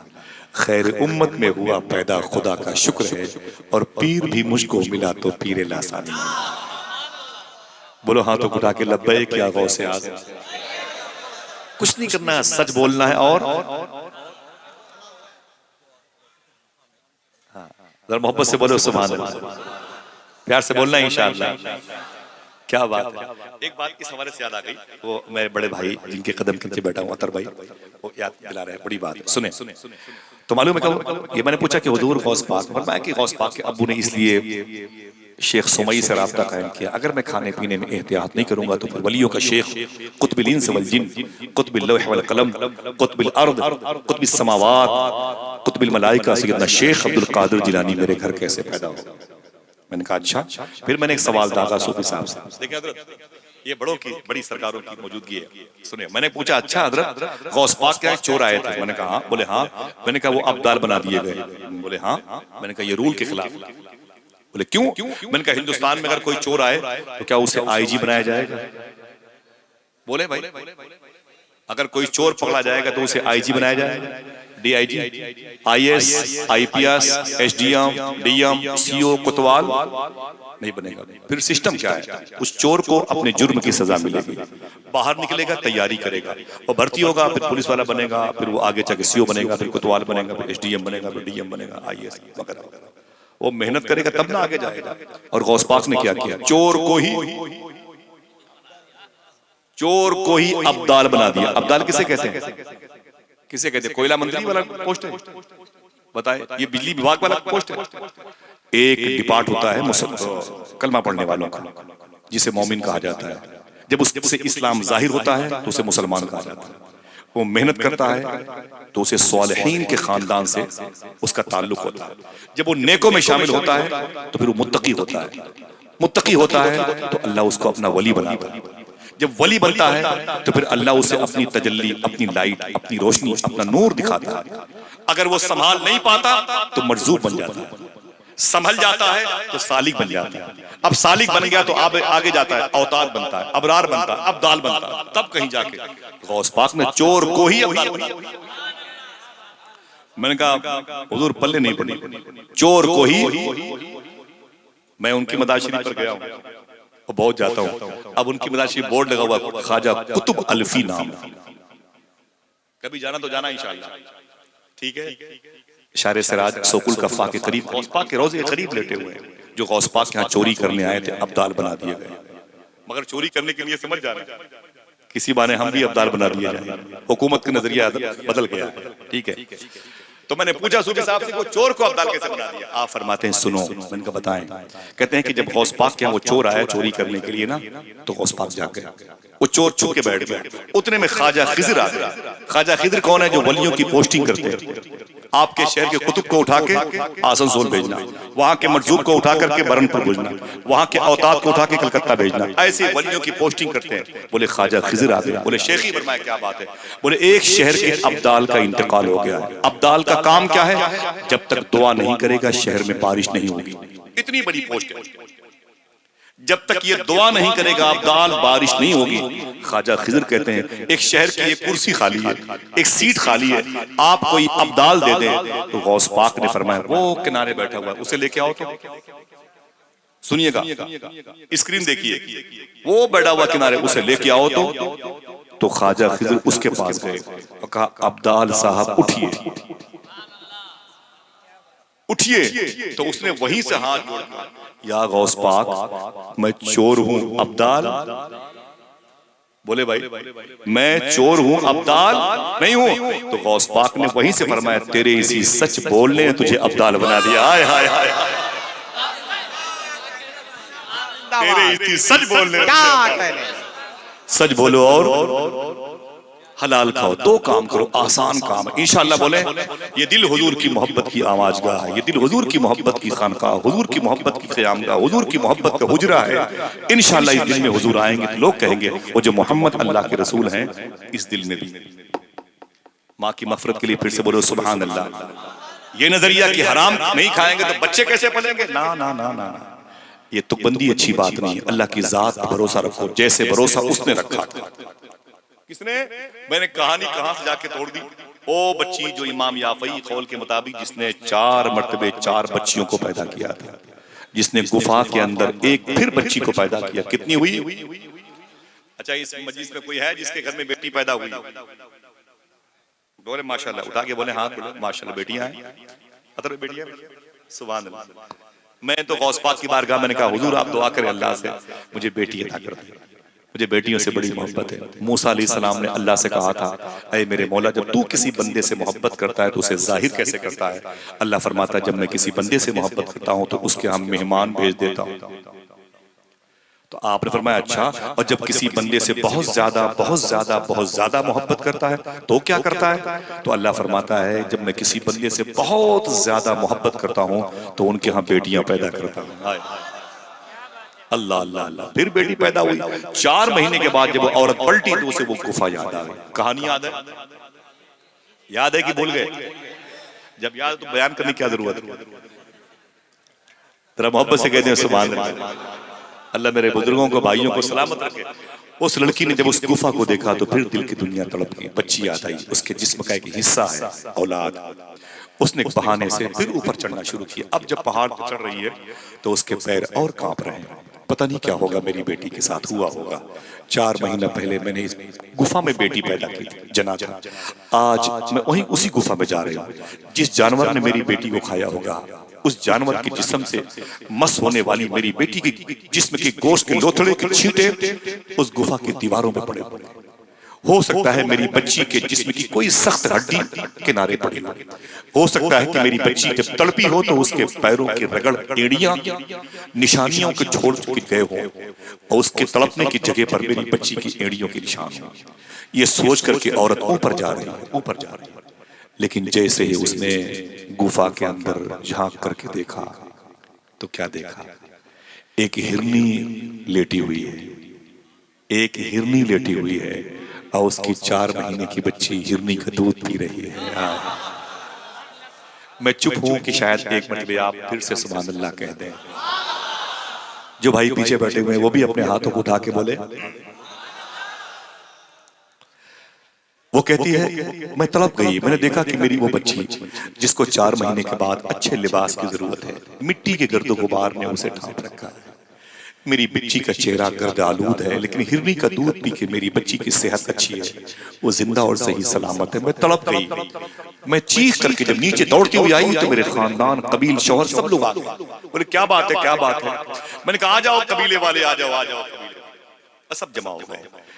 बोले क्या बात है? मैंने कहा है मेरे शौहर 4 महीना पहले मैंने तुझसे झूठ बोला था, मेरे जिस्म का वो बच्चा खराब हो गया। चल देख कुदरत के जलवे के, चल चल चल ऊपर चल देख। बच्चियों से नफरत करता है, चल ऊपर देख कुदरत के जलवे का।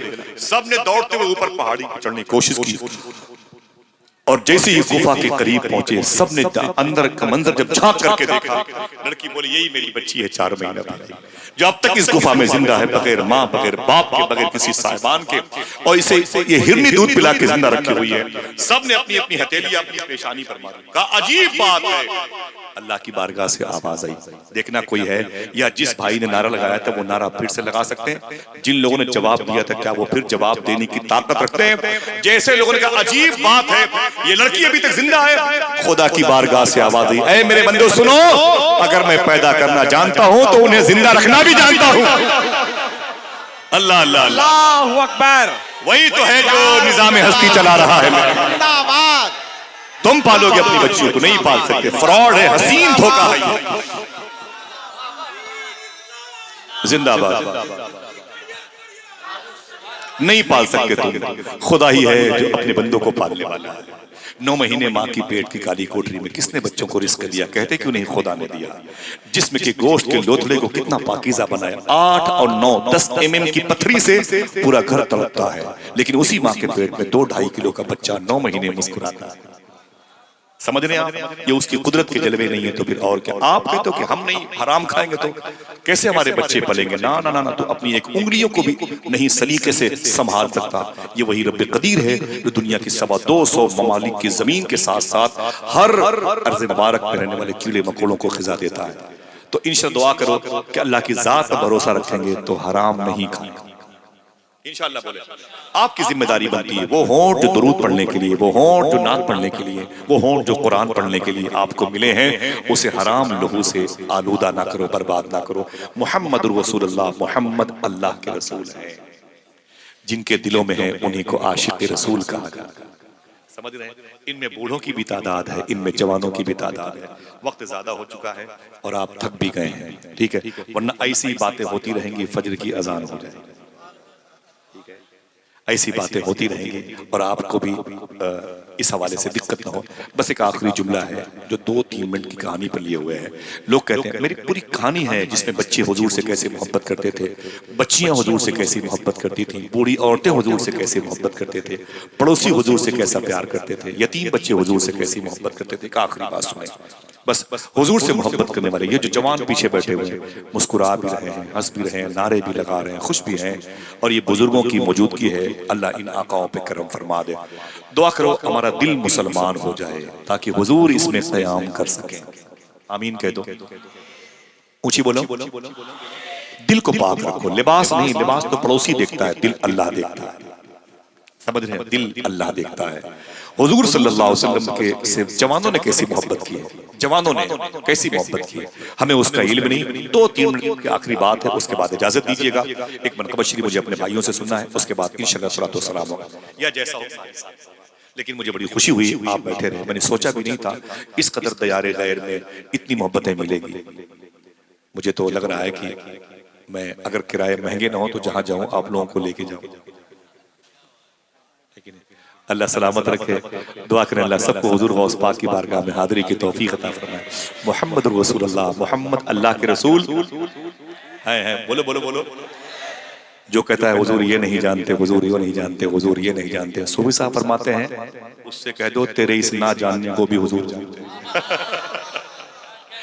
समझे? हुजूर मोहम्मद अल्लाह के रसूल, अकीदा है तो हाथों उठा के बोले मोहम्मद अल्लाह के रसूल हैं। समझे? ये जवान लोग कैसे हुजूर से मोहब्बत करते हैं। ये थोड़ी बैठे हैं बिला वजह बैठे हुए हैं, यहाँ कोई ऑर्केस्ट्रा थोड़ी हो रहा है, ये बैठे हैं उसी हुजूर की मोहब्बत हुजूर की ना होती तो कैसे बैठते। माँ के दूध का हक अदा कर दिया बच्चों ने, वरना इस जबान में गुफ्तगू कौन सुनता है। वो हरकतों सकनात होते हैं, बाजुओं की प्रेशर होता है, खेल कूद होता है, तब नहीं बैठे बैठे।